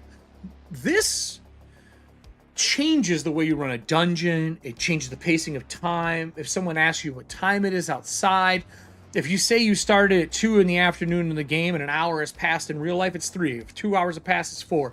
Another one has passed, it's 5. If you want to fast forward a day and then start the timer again. But it really does help with keeping track of things. I like it a lot more than I thought I would, and I never realized how much I used it anyway. And if you are a fan of Critical Role, he always says, roll for initiative. In Shadowdark, you start the game that way because you use the initiative to make sure you're touching base with all your players. And they talk about freeform mode. You don't have to use it all the time, but I feel having that keeps a GM reminder to touch base with your more quiet players or to take the spotlight off the spotlight hogs like myself. Look, I'm just I know who I am. And they talk about your player turns, your GM turns, how crawling works. And they just keep teaching you over and over in one-page pieces. They give you overlay and travel and how to handle hex crawl. They even have downtime in here. Carousing. Whew, so fun. When you leave a dungeon and you have money, you spend that money in a city, roll on carousing table to gain more experience and have crazy things happen. I mean, how awesome is it if you roll and you spend, let's say, 100 gold, you get a plus run, you roll a 6, that's a 7, and a 7 is you lied to an entire tavern in a wildly insulting song about disliking a noble in the city. We all know what tomorrow's adventure is going to be, but you still gain 4 experience for doing it. It's just a cool way to do it, and the entire party's involved. I think this is a great way to spend downtime, and I didn't even talk about this in my full stream. Wizards and Thieves, it's a game you can play. Yup, just added a game into it. I didn't even talk about this stuff. There's examples of play, teaches you how the game goes on average. Great art again. And then the game mastering section. If you take nothing away from this 15-minute or 20-minute piece that I'm doing, game master section in this game, this here, your role, your player's role is paramount. If you open the book, read this. Read page 102 and page 103. Read these 2 pages and get back to me. Because I think just like the Knave book that we just reviewed, this really kind of impacts the way you play stuff. If you didn't see the Knave, watch that afterwards. Of course, core ethos. It talks about how building a table and trust is important. On balance and how choices should matter. Don't go back on choices that players make or killing a player for that matter and why those matter. How running the game works, how setting DCs work, character skill versus player skill. Basically saying if your players are smart enough to know something, reward them for it. There's nothing wrong with your players knowing stuff and bringing it to the table. It means they're enjoying the fucking hobby. That's what that means. Instead of looking at it as metagaming, just ask them very simply, oh, you know about this. How does your player character know? I would love to know this story. And if it's because they were hiding in a beholder's lair or the 10-eyed monstrosity in this game, and they escaped, that's a story that leads to something that you didn't think of as a GM. Ask your players. You're not the enemy. How to set tone. And then let there be darkness. Player characters don't get dark vision in this game. Light matters. Torches last an hour. Dropping them makes them go out. Lanterns break. Monsters try to put them out. There's mishaps based on adventures. Tons of things that make light valuable and also mean your players aren't staying in dungeons forever. There's different modes of play, from blitz mode, making things 30 minutes instead of an hour. Chaos mode, which is reroll initiative instead of heaping static initiative every round. I mean, it just goes on, but in one page of fun things you can do. Random encounters. How often? I know, look, I know our 5e people think random encounters, and honestly, just players and GMs in general think random encounters are random and they're bad. And you're right. Old random encounters suck shit. But when you have new encounters that teach you to look at the distance, are they friendly? How often does it happen? And really, remember, your players are against the torch clock or against time. When you're rolling a d6 every time, and on a 1 every 3 rounds, you make a check. If it's a 1, great.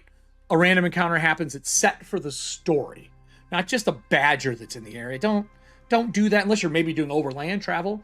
But you can roll, and I did it on the show live, and it was 4 times that I rolled 12 rounds before I got a 1, setting up what was going on, giving players time to look around. And what this does is give you pacing. It makes you remember and gives you a mechanic to create pacing in your game. Try it for a couple sessions. I'm telling you, it will make you a better GM in how you do pacing, and you also won't do the same thing every single time at the table. We're running out of time. We're going to go through this quick. There's a lot of tables in this game. Traps have tables. Hazards have tables. Gauntlet is its own game mode. We have awarding XP. Very important in this game. XP is gold, boons, magical items, clever thinking. There is a monster mode called Hunt where they're worth half their level in XP. But Gold is XP in this game, and you may be telling yourself, ugh, I don't want to track that. It's not hard. It really isn't. There's an entire table at the bottom for you to understand how it works. Poor quality. You don't give them anything. Normal. Give 1 XP to everyone in the party. To go to second level, it's 20 XP. That's not hard. It's pretty easy. And these give you really good guidelines on what a normal, fabulous, and legendary item is worth. We talked on the show about 500 gold. That's a horde. That's a legendary item. Maybe that's worth 10 XP. And now the entire course of the campaign changes as they get all this money, go up a level, have gear. It's something awesome. And speaking of something, there's entire something happen tables. 100, day 100 table, rumors, adventures, build your own adventure, build your own site, build NPCs, qualities, rival crawlers. You ain't the only adventurers. Everything has a table in the game. They even teach you how to roll for maps, doing the drop method with dice. Kelsey has a whole video on doing this. You could make an entire adventure sitting on the shitter if you got good balance with your dice. Maybe use a phone. Overland travel. I'm going to keep clicking because there's so many tables to help you be a better GM.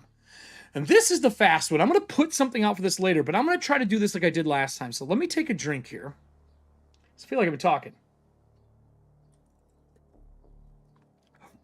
All right, here's our random encounter idea tables. I feel like a rap artist.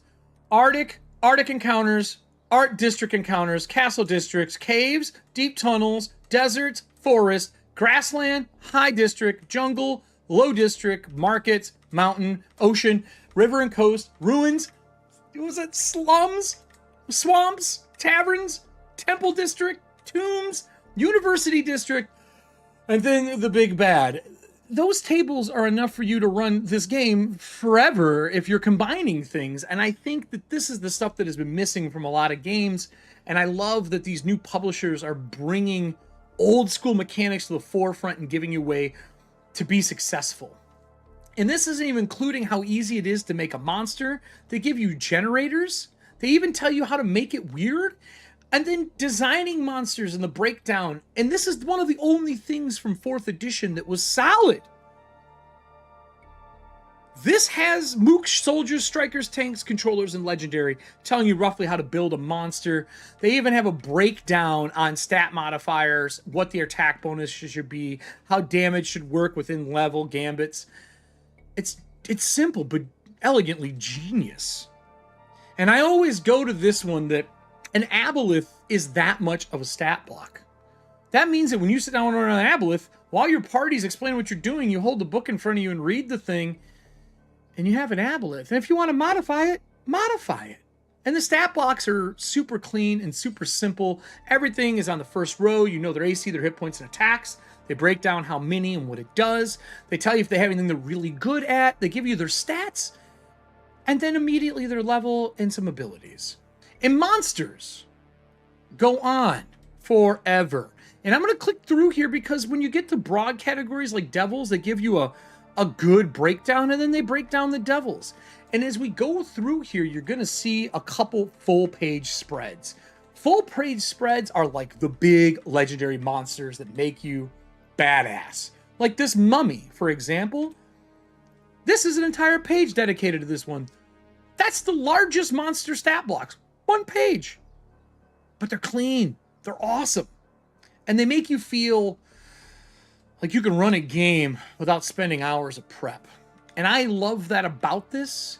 And I love that they leave you gaps to really build your own thing and have fun with. That Tarrasque has a waterfall coming out of its mouth. I'm just saying, this here, that is a waterfall. I don't care what you tell me. River rapids out of a Tarrasque mouth for your adventure?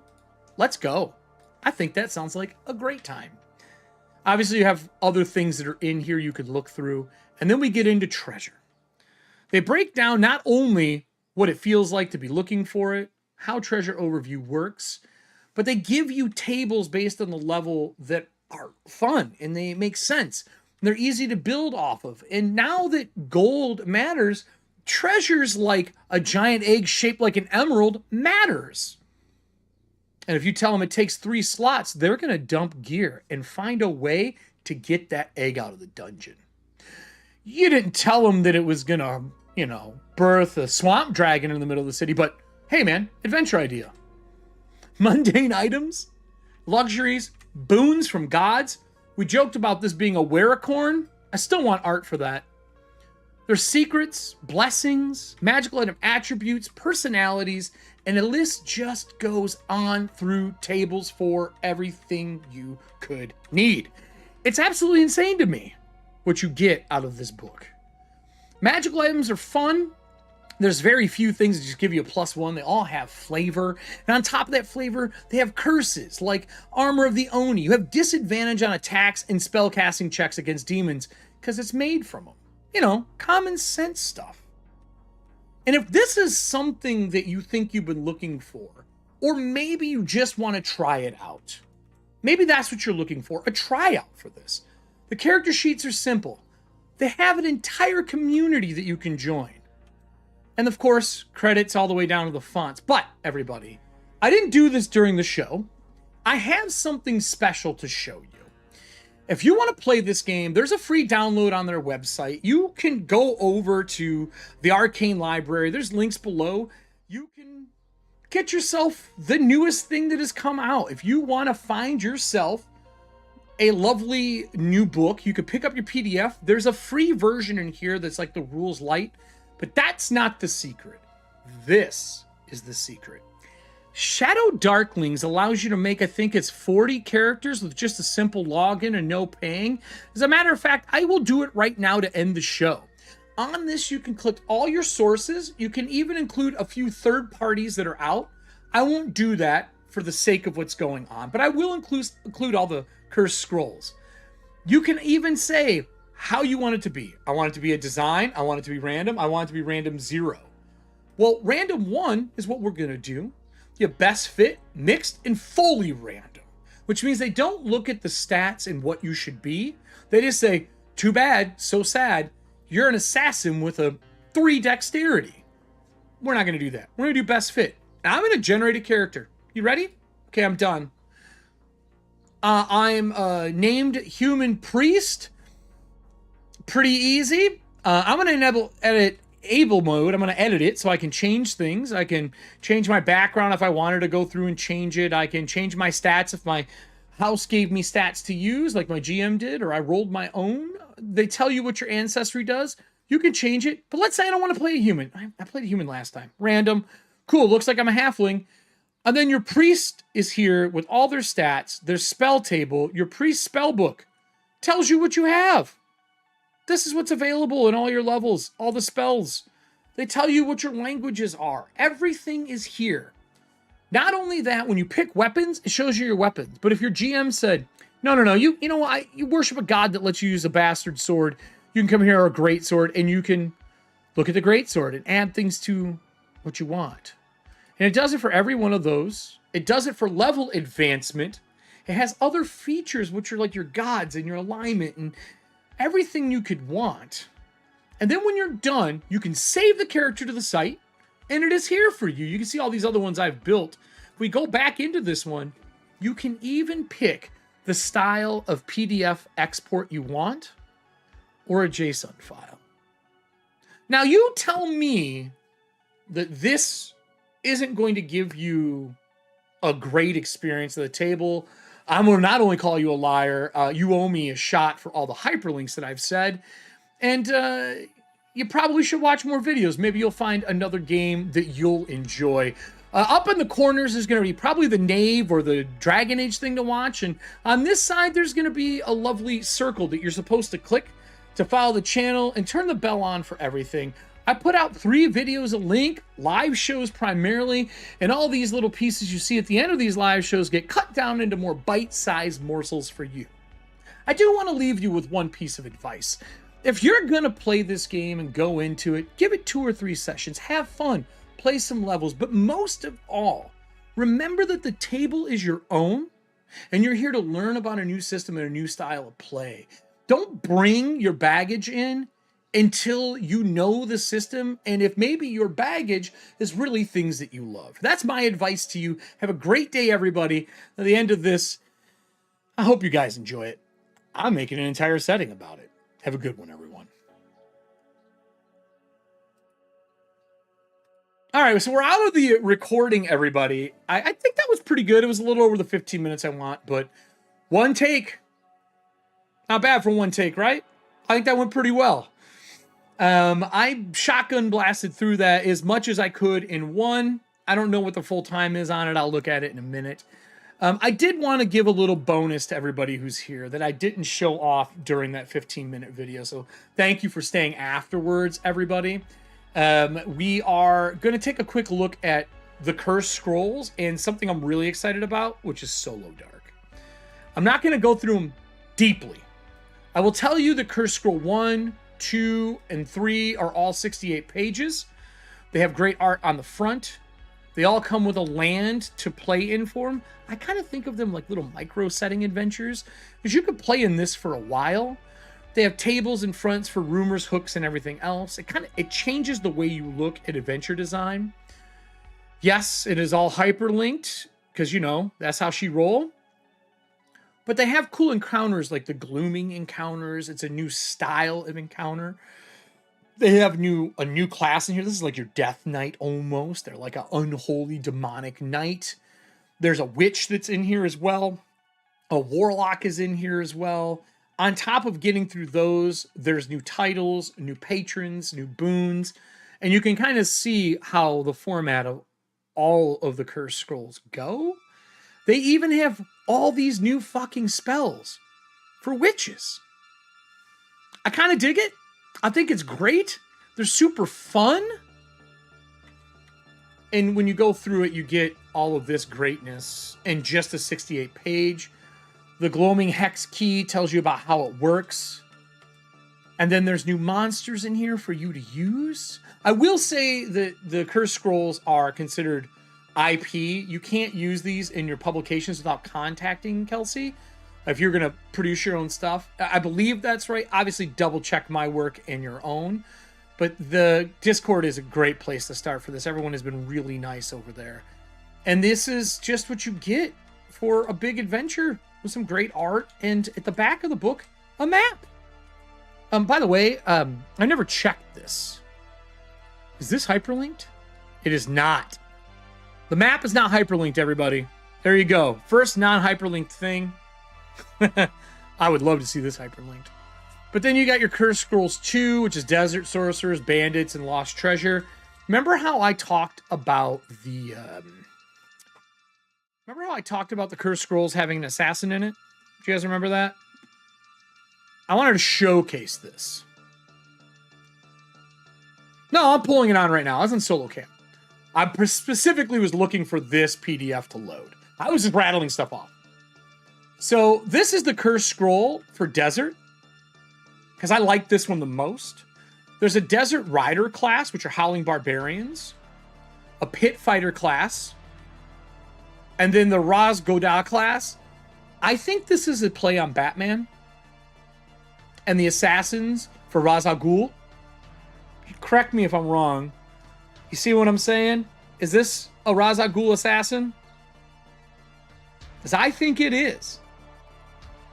And in this, they get talents, and then they get Black Lotus talents. And there's a D12 roll for the Black Lotus stuff. I love this. New titles for them, new weapons. Just like the one I was speaking about earlier, they have everything in here in the same order as the first one. They have arena fighting and how to do it. They have Enduring Wounds, which is a great thing to add to any game if you want to be a little more Game of Thrones. You saw me do this in our, what was it, Dragon Age game. Poisons, mounts. I mean, this just goes on forever. And then it has an entire adventure, which I'll scroll through fast because I want to ruin it. But you can see kind of how it's laid out. They're really clean. Right? When you get down to the bottom, they have NPCs named, the Duragar named, how to join the community, and then they have a map for you, but it's not hyperlinked.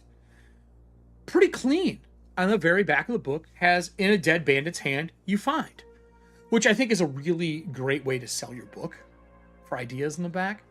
So this is just something I think is an amazing book. I think that it deserves all of the credit and merit that it's gotten. And they have Curse Scroll 1, 2, and 3. You get the idea, Nordic in this one. And then the Solo Dark is 16 pages of on how to do solo. I think I'm going to do a live play session of Solo Dark. I might do this tomorrow.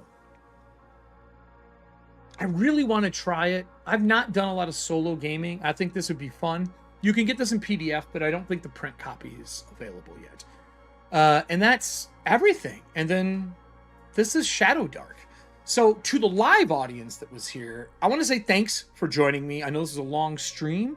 I wanted to get as much information out as I can and then shoot that 15-minute for everybody. I hope this makes you pick up this book, or at least the PDF. It is so good. I know if I want a 5e style system, it's not going to be D&D after being done wrong as a developer. But really, I like the design of this more than I have D&D. Now, granted, I haven't seen the new version. I may be wild. I will even review the new D&D stuff that comes out. But for today, Shadowdark and Tales of Valiant for high fantasy, those have kind of become my 5e supplement. The replacements, the better person to date, and the less abusive relationship. But I hope you feel the same way about it. Enjoy these books. Check them out. There will be links down below for everything. And as always, everybody, watch, listen, learn, be a better gamer. And if you want to be a good gamer, tell your friends about this. Click all the links around me. And thank you to all the people who have been supporting our live shows with Streamloot cards. We're trying to hit that 500 as quick as we can. And now I want to take you over to a quick sponsor commercial at the end of this. I'm going to let the beginning run. You all know who it is. Have a great day, everybody.